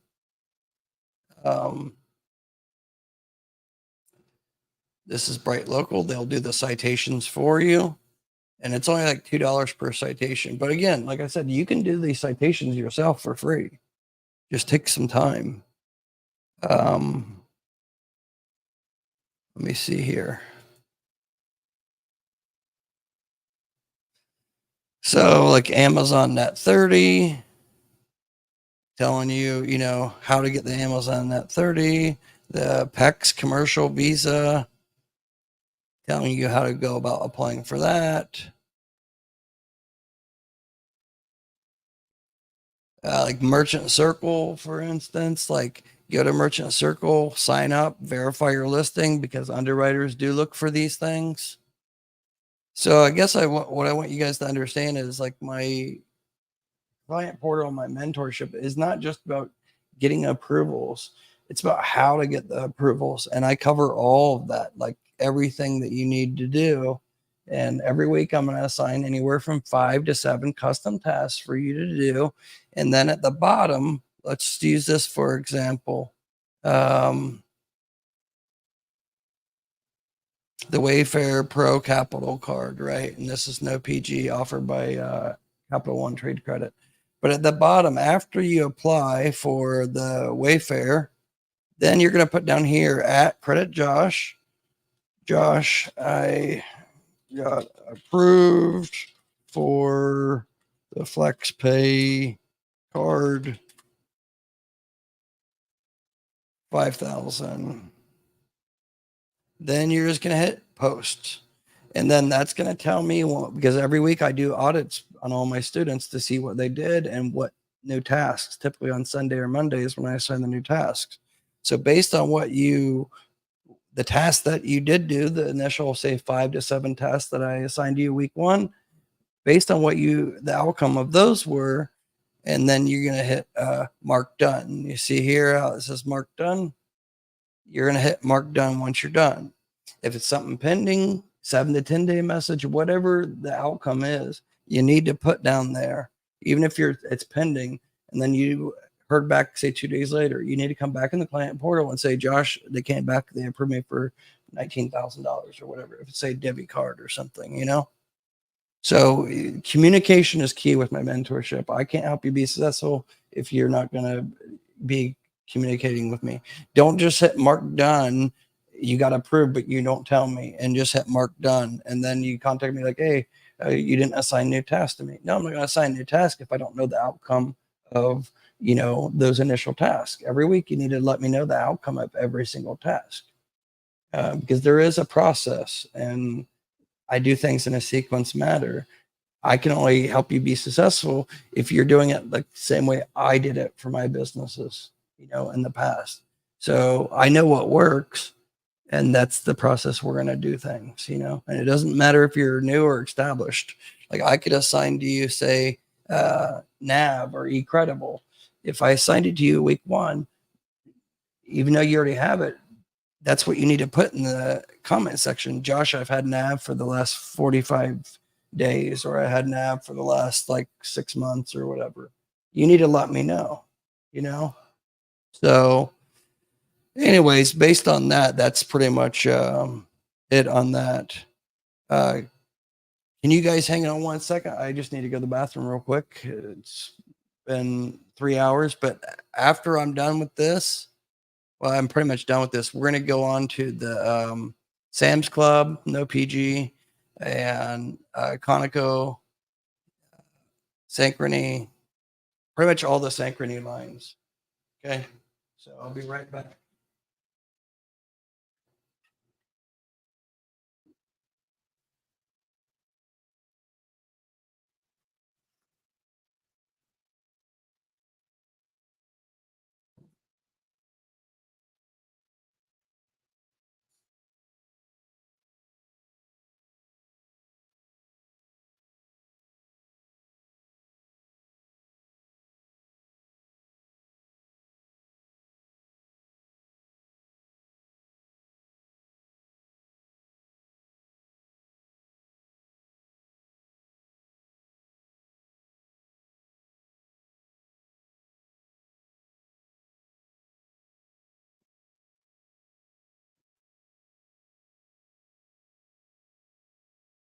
All right, sorry about that. It looks like we lost 5 people. Anyways, I'll go through this real quick, but yeah, anyways, again, so anybody interested for the one-on-one business credit mentorship, you guys saw this demo that I kind of just broke down. So if anybody is interested, like I said, just text me. Even tonight, you can text me. I'll probably still be doing consultation calls for at least 3 more hours after this live. It's afternoon here in the Philippines. Well, it's almost lunchtime, 12 hours ahead Eastern Standard Time. It's 11:22 a.m. right now. But anyways, like I said, communication is key.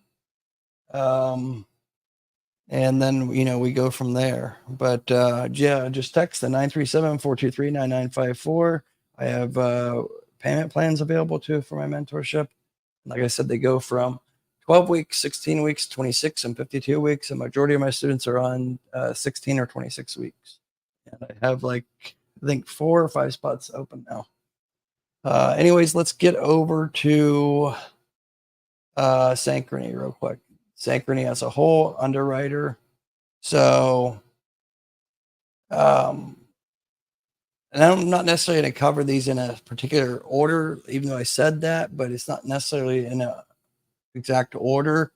One thing I can tell you is all Synchrony lines that we're going to be talking about right now, they all are going to be either pulling one of 2 bureaus, Experian or Equifax. And I'll tell you which ones are going to be Equifax, which ones will be Experian. Even though they're all underwritten through Synchrony, but certain ones pull Experian, like the Sam's Club No PG Business MasterCard. It's a commercial card, it's financially related. So that's pulling, Synchrony pulls Experian business credit for that. First, a Lowe's, that's a Net 55 card, Lowe's for Pros, commercial card, they're pulling Equifax. So, and then the gas card, ConocoPhillips, this one, they actually some mainly pull Experian, but they have pulled Equifax. It's hit or miss, but for the most part, it's going to be Experian. Those are the two main ones for Experian. But Equifax, so Lowe's is Equifax and Floor and Decor is Equifax. Yeah, so this is Floor and Decor. Let me see here. Let me pull it up again. So if I were you and you never had a relationship with Synchrony, it doesn't matter on the personal because it's two separate divisions. It doesn't matter. But basically, the particular order, I wouldn't apply for any of these unless you have at least like 3 trade lines probably on either Equifax or Experian. And definitely wouldn't apply for Sam's Club MasterCard unless you have at least 6 on Experian and you have at least 3 months data on Experian report. Not NAV Experian report. If you're really going to take this serious and try to get a high limit with the Sam's Club No PG Business MasterCard, then you really need to get a Business Advantage account over at smartbusinessreports.com/Brex. Have that premium account. Like I said, it's only $99 with a discount link like that. But you need to make sure you're Experian. Don't prematurely, like everybody else does, prematurely apply, and then you get the denial reason business information is unverifiable. So I would say the 2 easiest accounts to get with Synchrony would be the JCPenney's is by far the easiest. So you're going to put in the information there. Now you will see that it's going to ask you for your social. That's normal. But actually, this one I don't believe asks you. Let me see here.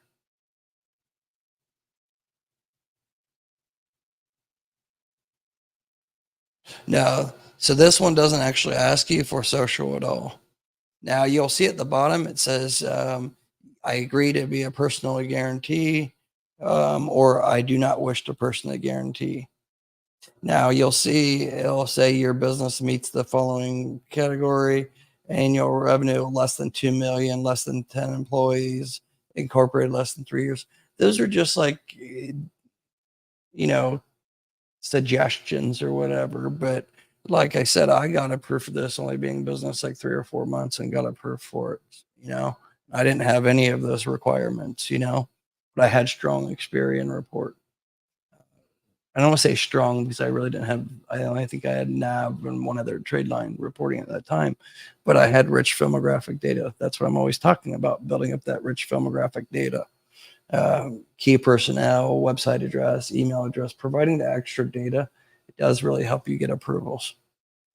And the secondary databases too, getting listed, like Merchant Circle, the citations, national database, telecom databases.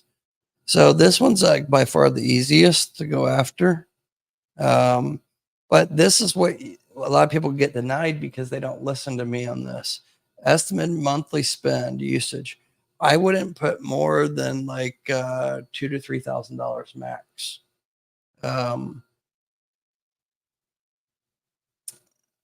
If your business has been in business for a while and it's very healthy, you could put 5,000. But it's like, how much are you really going to spend with that card, anyways? What's nice about JCPenney is you can get 30% off having the commercial account. You get 30% off. I don't know where it's at here. I guess it doesn't matter. You guys know I have that card. But anyways, I would put just a rule of thumb, maybe $2,000 to $3,000. That's it, especially if you're a newer business. And then just put statement of account where you get the actual physical card. And then you put down how many cards. You could just get like 2, even though like there's not many JCPenney's locations. But what's nice about it is like if you have an Amazon FBA account, you can liquidate, find a good product, higher end product, so you don't have to wait forever to get the funds off of it. Like I did with Blendtec blenders. I bought blenders for like 300 on JCPenney's with the commercial account discount, right? 30% off, and it was already clearance. So I spent a couple hours finding a product. And then once I found a profitable product that Amazon sells for high, they're selling for like $579. I listed it with Amazon for $578, undercut by $1, shipped them to Amazon. Amazon covers everything. And literally they were sold in like less than 3 days. Sold, and it was the quickest like $1,800 profit I ever made.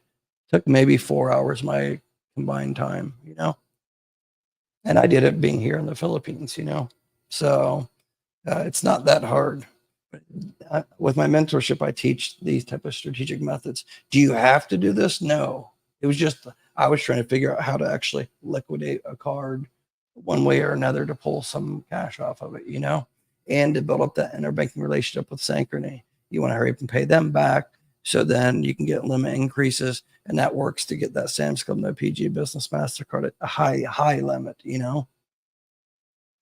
But yeah, so I wouldn't put more than like 2,500 or 3,000. You can always get limit increase if you want to use it, or later or so. So then you just hit submit, and that's it. I mean that's easy for that one. Now. The next easiest one would be the commercial. This is the only revolving commercial gas card, really in existence that I know of. And you can see the application is almost identical to the other one, the JCPenney's. Now this one asks a little bit more information about you personally. And that's just because it's a gas card, and that's because of the Patriot Act 9/11. So you want to try to match this as much as possible because they are going to be looking at your Experian for this one. So you want to try to match it as much as possible to what Experian has on file. Now these are station numbers. So if you have one nearby you, like if you have a Phillips 66 or Conoco or a 76, just call a local station.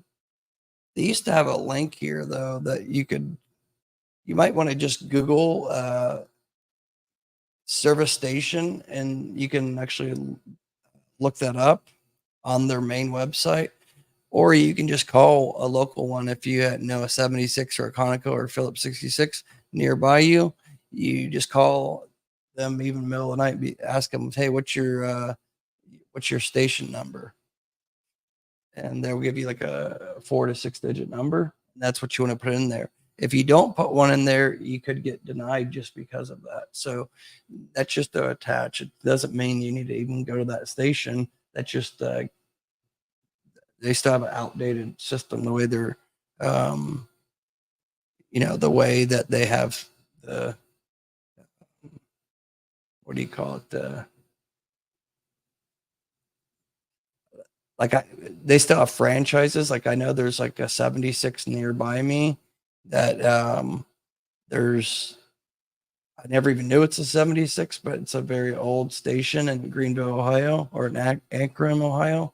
But when I looked it up, they were a 76 station, but it's like Maggie's refill station. It's like an old fashioned station, but I think that's so they give you the that station earns or something if you're always using the commercial account there. And you'll get 2 cards. You get like an orange one that you can leave at the station. If you have your employees go, they can go there without a card, or they'll give you the actual physical card. I don't know where it's at here, somewhere here. But it's not like a MasterCard or anything. It's just a, actual card. But see how this is saying personal guarantee? So see how it's grayed out? It won't let you put in your social security, and that's because I'm not agreeing to the personal guarantee. So same thing as the other one, you're going to agree, except just make sure you put in all the correct information here. See how it says like end station cards? That's the orange cards. They're orange. You can just put one because those are the ones, like I said, end station will be delivered to the primary account holder. The primary account holder is responsible for delivering their end station cards to where it'll be kept and accessed by. So it's basically like an employee card, but the station keeps it on file with them. So that's one of the reasons why they have the serving station number, because if it's like the same station you're going to use all the time, but you can use it anywhere. Well, I don't want to say anywhere, but any Phillips 66, Conoco, or 76. There's a couple other smaller name ones too. But it's revolving, and that's good. So, I haven't really found a way to liquidate this one per se, but I'm sure there's possibly a way. But this one's to build up that banking relationship. Wanted to give you Experian trade line. Even if you don't use it, it will give you Experian trade line right away. Updates on the 2nd of every month. But it's helping you get to that next level. So many of you guys are trying to get the Sam's Club No PG Business MasterCard, Next one would be, I would say it's between Lowe's and Floor & Decor. So if you already have, say, the JCPenney's approval, I would say you could probably go ahead, if you already had that approval, go ahead and apply for the Lowe's commercial account holder account card. This one, it's like I said, it's no PG, and you get net 55 days, and I believe you get 5 or 10% discount as well for the commercial account holding. And the application is going to be very similar to the Floor & Decor. We don't need to go over the application, but I will tell you, don't be greedy about what you're asking. You get denials because if you put too high, you can get denials. You want to get automated approval as much as possible. So, and then if you get the pending message, you got a reference number. Don't just wait for it. Call them. Look up the number.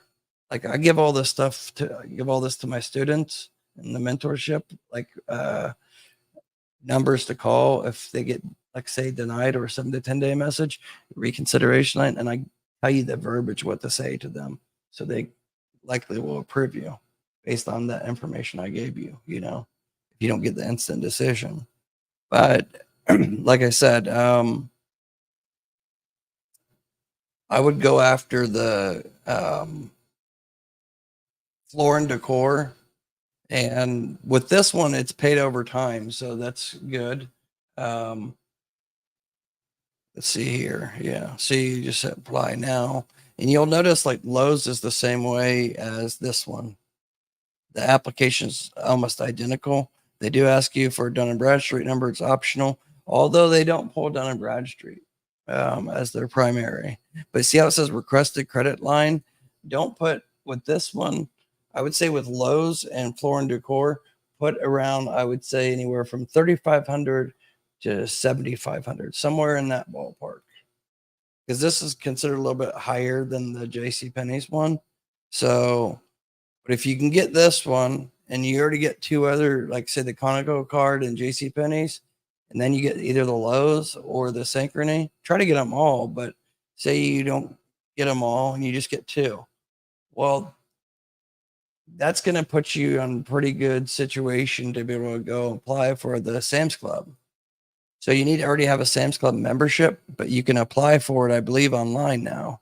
Can't verify the 100%, but you want to go ahead and get the membership though, because if you go hit apply now, then it's taking you to log in. You put your membership number. Back when I got it, I already had a membership, and then I got it before I even started YouTube, So I don't know how it actually is. This has actually just happened in the last 2 months. They didn't have an option where you would even be able to apply. It would say go in store, but in store is probably still the best option. That's what I tell my students. But I guess the point I'm trying to make is you want to start with JCPenney's, then the ConocoPhillips, then Lowe's or Floor and Decor, and then Sam's Club. But don't do them all back to back. You could do like 2 in 1 month. You could probably even do 3 in 1 month. If you get 2 approvals, you could go after a third. But if you get like denial at JCPenney's, don't try to go any further, because if you can't get JCPenney's, it's going to be hard to get any of the other ones. JCPenney's I found to be the easiest, you know? So, you guys get any final questions in the comment section? I'll get to those in a moment because we're about finished here. And I'll try to break this down for those that just came in. I'm going to try to break this video down with my video editor into like maybe 5 different sections, and I'll re-release it. So you guys can just watch the parts that you want in different chapters, you know, so you guys don't have to listen to 3.5 hours. But the key thing I'm trying to point out to you guys is you want to build up. Everybody's always telling me, oh, I want to get the Sam's Club and the PG Business MasterCard, because you can really get up to almost a $30,000 limit. Like mine, I think is like $27,500. But my initial limit was like 14, I believe, and then it got increased to like 18.5. Now it's 26 or 27.5, one of the two. But you need to build up that interbanking relationship. That's what I'm kind of preaching here. Okay. But combined limits, what you could potentially have with all these, you could have 50,000 available just by these 4 accounts, maybe even more than that, because if you're in construction or rehabbing, remodeling, things like that, Floor and Decor and Lowe's, like I rehabbed 3 houses, you know, those duplexes, right, that I bought with the gas cards. I utilized the hell out of the Lowe's card. Like I got that limit up to almost $20,000, just that account alone. And I made videos about it in the past. You guys can see, you know, like how I kept on doing the limit increase every single month, and the verbiage I used to call up and tell them why I need the limit increase. But really, since Floor and Decor is fairly new with Synchrony, because before it was underwritten through Community. But if you're in like construction or flipping houses or whatever, Floor and Decor is good for like tiles and like chandeliers, like things like that. And you get revolving buy now, pay later kind of terms, right? Lowe's, you have to pay back within like basically 2 months. But why it's important for you to take care of Synchrony and get a good relationship with them, forget about the business credit part of it, even though they all report. But they're always adding on new credit lines. Like they do one with Alibaba. If you're going to import things from China, you can get a line of credit and that can be financed as well. But if you're in like rehabbing homes or into real estate or whatever, just think about it. What you could do if you had Floor and Decor, like a $10,000, $15,000 Floor and Decor revolving term card, right? Then you have Lowe's, say 10, 15,000 to buy, you know, flooring like I did. I bought the fake hardwood floors from Lowe's, and new toilet bowls and kitchen counters, but cabinets. But if you had like 10, 15,000 from there, you know, and then you have the gas card, right? And this is just in a perfect world, you know, obviously. And then JCPenney's to furnish it. You know, you could buy little things when you go to furnish the house or something if you're doing rentals. And then you have the Sam's Club card. So potentially you could get all these cards within, say, 3 to 6 months, right? Maybe even in 1 month, depending on your business credit profile. But say you don't really have any other business credit approvals right now or credit lines. But if you got all these in anywhere from a month to say 3-4 months, then if you're doing flipping houses or so, these are the only thing you need. Like this will get you in the door because you have access to some cash to pay a contractor that you can just like pull off the Sam's Club, you know, $30,000 limit that you have on there, and then buy materials from Lowe's, from the Lowe's card, and then you have Floor and Decor to kind of do some furnishing, and J.C. Penney's to do some furnishing. So think about it, combine it all together. That's a great starter, and then you can just flip that house, potentially flip it and have enough money to pay everything back, you know, in a reasonable amount of time. Don't be greedy if you're doing these flips and fix houses, you know, just make profit and move on to the next one, you know. But that's going to get you from, say, point A to point B. And that's why when I do with my mentorship, I advise about these things. It's not just about business credit, but how to utilize the different business credit lines once you have them.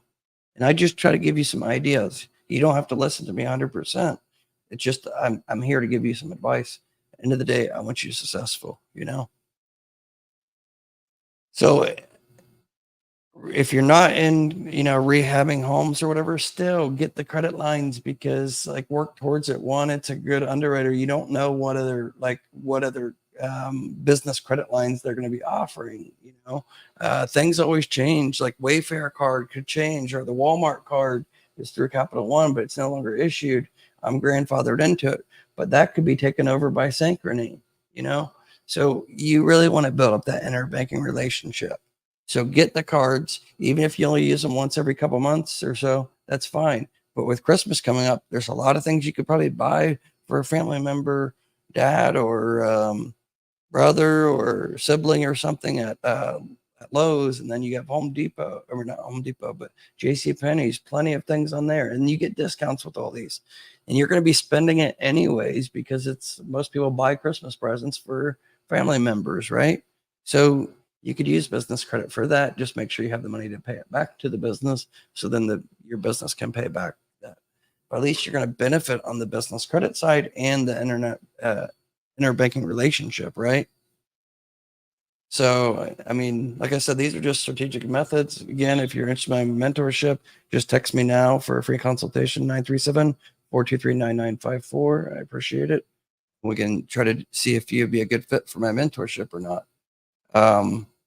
But anyways, the links will be in the description below for most of what I've talked about, but I don't give the links exactly for like Lowe's and all these credit applications. Like through Synchrony, you can just Google those. But anyways, let me go over the comments, and then we're gonna probably end here. It's already almost 4 hours. But don't worry, you guys, I'm going to break this down and like have my video editor splice it up. So I'll probably be releasing several videos tomorrow that are basically just snippets of the different chapters of this live. I know I covered a lot. This is like one of my longest live streams.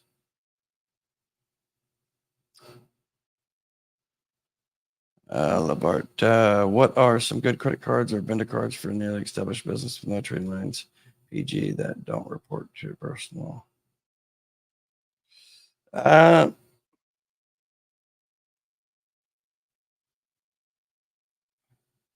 Too many to really name, and you're saying PG and no PG. There's too many to name. Depends what type you want. Do you want revolving or like the FinTech ones? Do you want to pay, you know, entrance on that? I mean, yeah.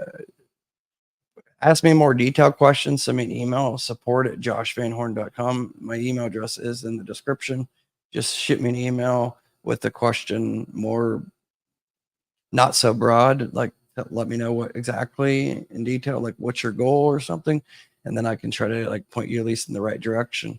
But if you don't have any trade lines, then regardless of what type of cards you're going after, I would say you should go and get the Fair Figure, sign up for Fair Figure, NAV, Prime, and eCredible.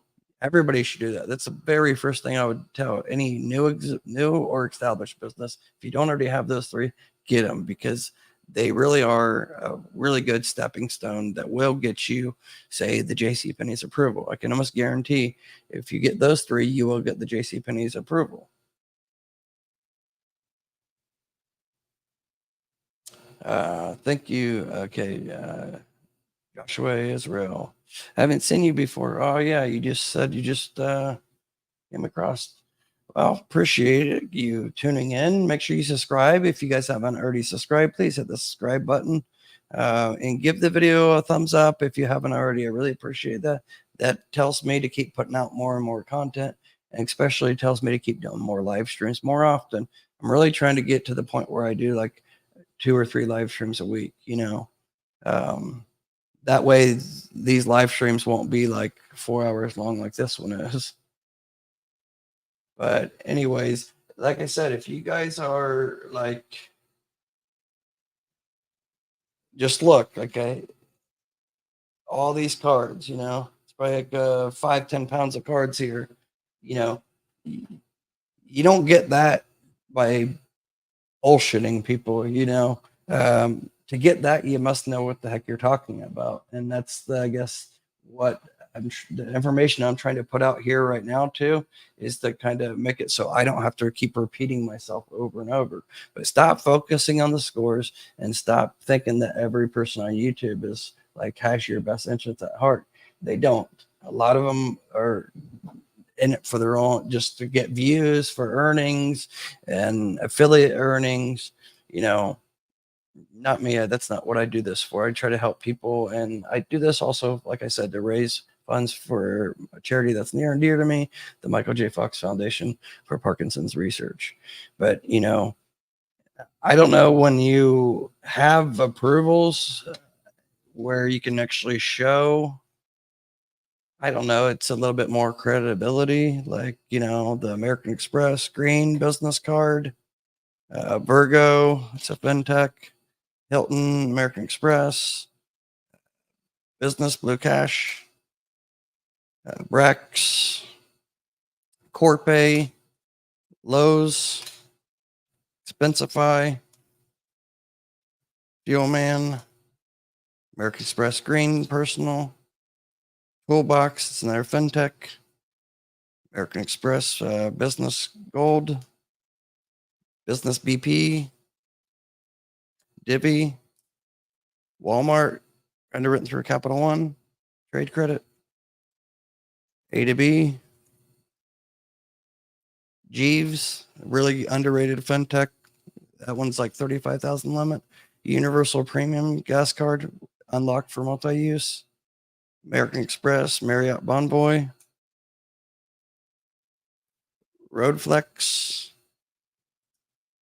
Nether Expensify, 30,000 limit through my other business. Carrot, Get Business Credit Card, fintech. Row, a lot of people don't know Row, but it's a very good fintech, over 50,000 on that one. Wax Fleet, that one's I only use for hotels, even though it's for gas. Capital on Tap, that's a good one too. Delta Reserve, Sky Miles. Coast Visa, gas card. Clear Card Visa. Got Ramp, Best Buy, and the one we were just talking about, the ConocoPhillips, American Express Platinum, American Express Plum, and that's only like a couple. And then, as you can see, I have my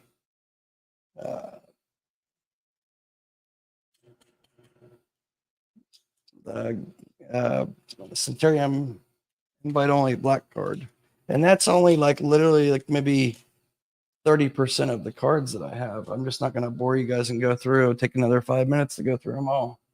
But anyways, I can tell you this, that yes, some of that is PG, especially obviously the American Express, but all the other ones were not PG.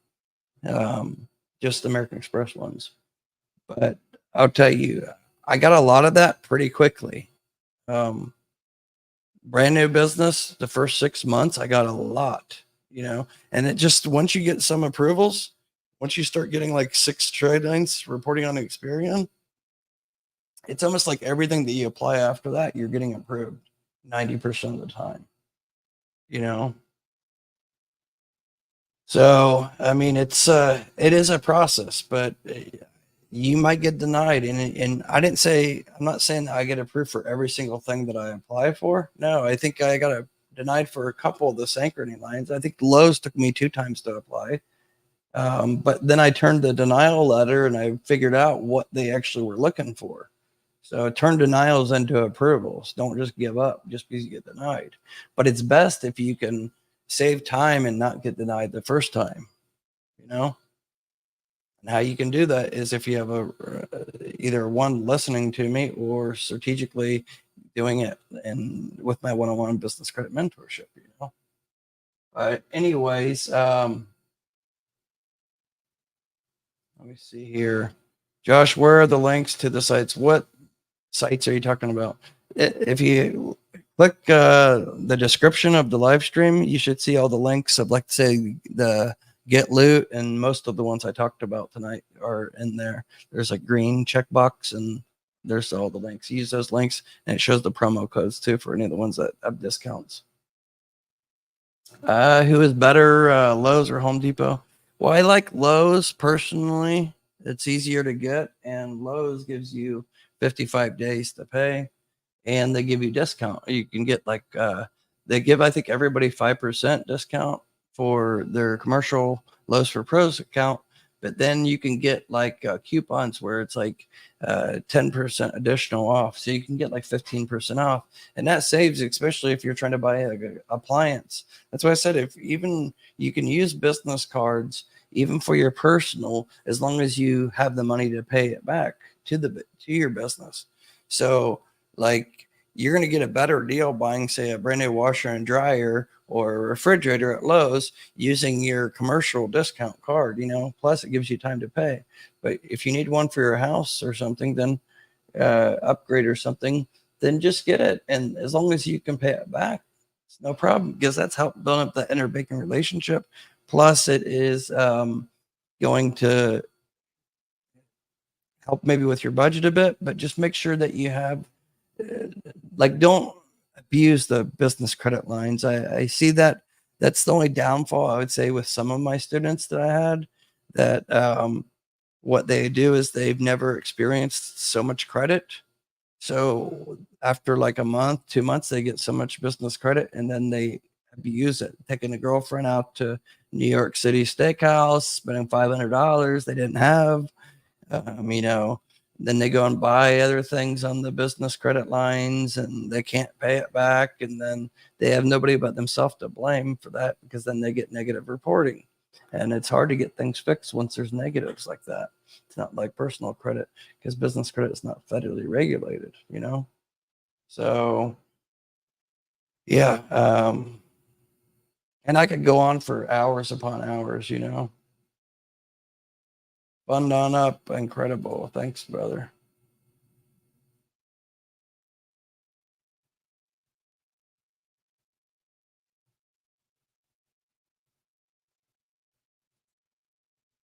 Yeah, I don't know why you went. I would stay away from Capital One in general. Capital One is the worst. Like, they're the worst to deal with, anyways. Like, they pull all three bureaus, and there's so many better cards out there. I don't know why you want to get that Venture X so bad about. I don't know. Feel free to email me though, support@joshvanhorn.com, and give me a little bit more details, and I'll try to, point you in the right direction. But Capital One is very strict, and their limits suck. Like, I have almost an 840 FICO score. It fluctuates between 820 and 840. And most of my limits average anywhere from like 20 to 40,000 limit on each card that I have on the personal side. And some no preset spending limits. But I'll tell you, I closed my Capital One card a long time ago, several years ago. Like, I'm with them for so long, and they just give me a little, like $1,000 and then $1,000, like $200 increase, and give you a hard pull to do an increase. They either give you high limits or they give you a crappy limit, and then it's like hard to go up from there. And plus, they're just like difficult to deal with. It's just, I don't like them personally at all. They're really kind of considered subprime in my book, even though everyone has them. But they're like the Walmart of credit cards. There's so many other better options out there, And it depends if you want something for revolving. There's plenty of flagship cards out there that are 0% for, if you're going to carry a balance, 0% for 12 months, and that give you other perks as well. So it depends what type of perks you're looking for, if any, or what, But I can tell you, I kind of stay away from, like with my mentorship with my students, I kind of stay away from traditional cards. I can teach about those from the business and personal side, but I kind of stay away from that when it comes to my students, unless they want advice on that. My whole thing is, let's try to utilize the no PG accounts and cards and think outside the box to leverage to turn 10,000 into 100,000 or turn 100,000 into $1 million quick as possible by leveraging each other's credit. Not only say each other, but leverage each of your credit lines against kind of each other to kind of like make it so you can, like, I don't want to say stack, but in a sense, do that in a sense, the way I do things strategically with my students is it's not like anything that anybody else is really even talking about or teaching, that's why I only offer it to my students, just because it can be easily abused, and either abused if you're not disciplined enough financially, or, there's scammers and fraudsters out there that will ruin it for all the honest people like us, Anyways, you guys, thanks for tuning in. I could ramble a lot longer and stuff. Do you need to use the same mailing address as your residential address? I don't know what you mean, but depends what type of business you have. It's better to have two separate addresses, but it's not always required, and it doesn't really hurt you if you have the same address as your home. It depends what you're trying to accomplish, though. Like if you're trying to get 6 figures or higher, then I would have a separate address, But depends. Just email me support@joshvanhorn.com.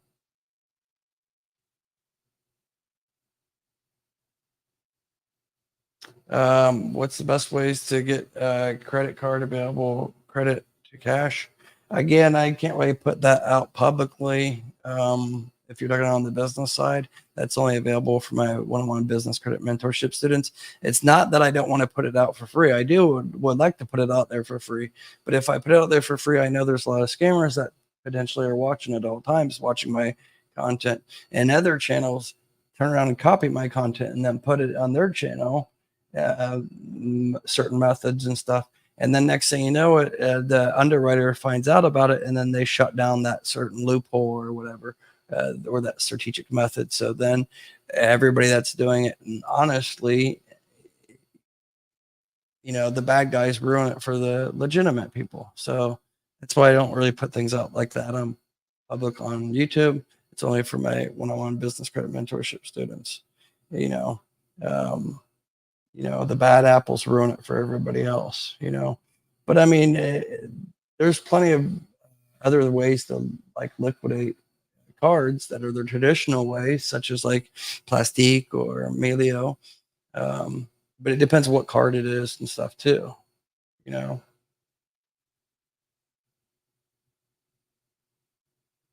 Does your driver's license need to match the address you put on credit cards?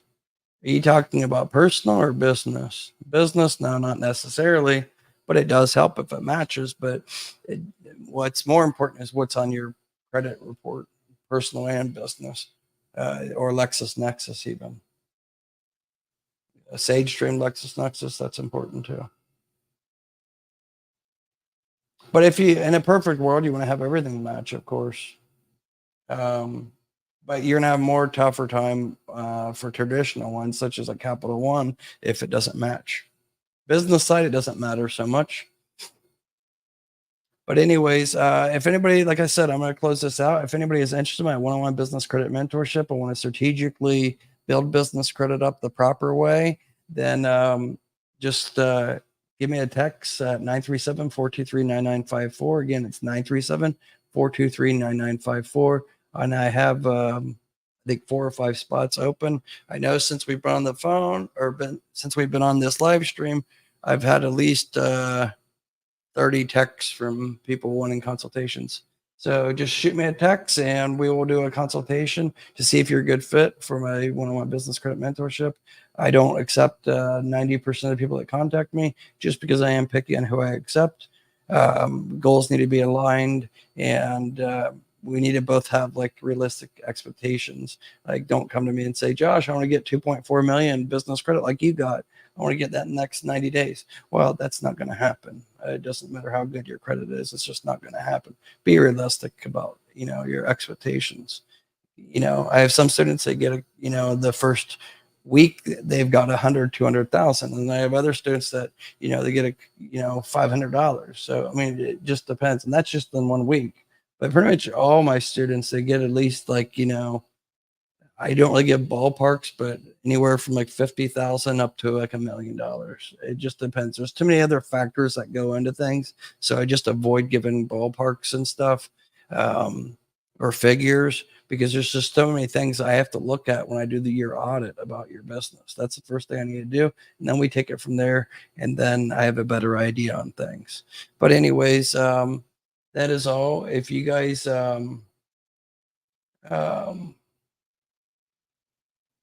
was just reading. Does this come with a Discord or group chat?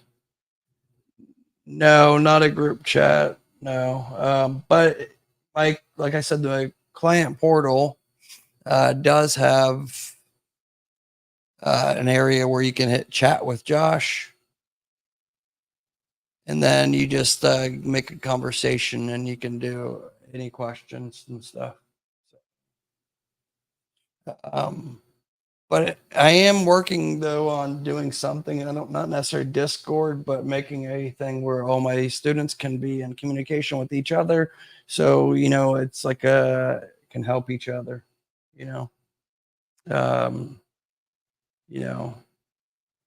just to share experiences, things like that. That does help, So anyways, all that being said, you guys take care. I appreciate it. If you guys can please give the video a thumbs up, double check if you gave the video a thumbs up. It really does help with the replay and to get the channel out further.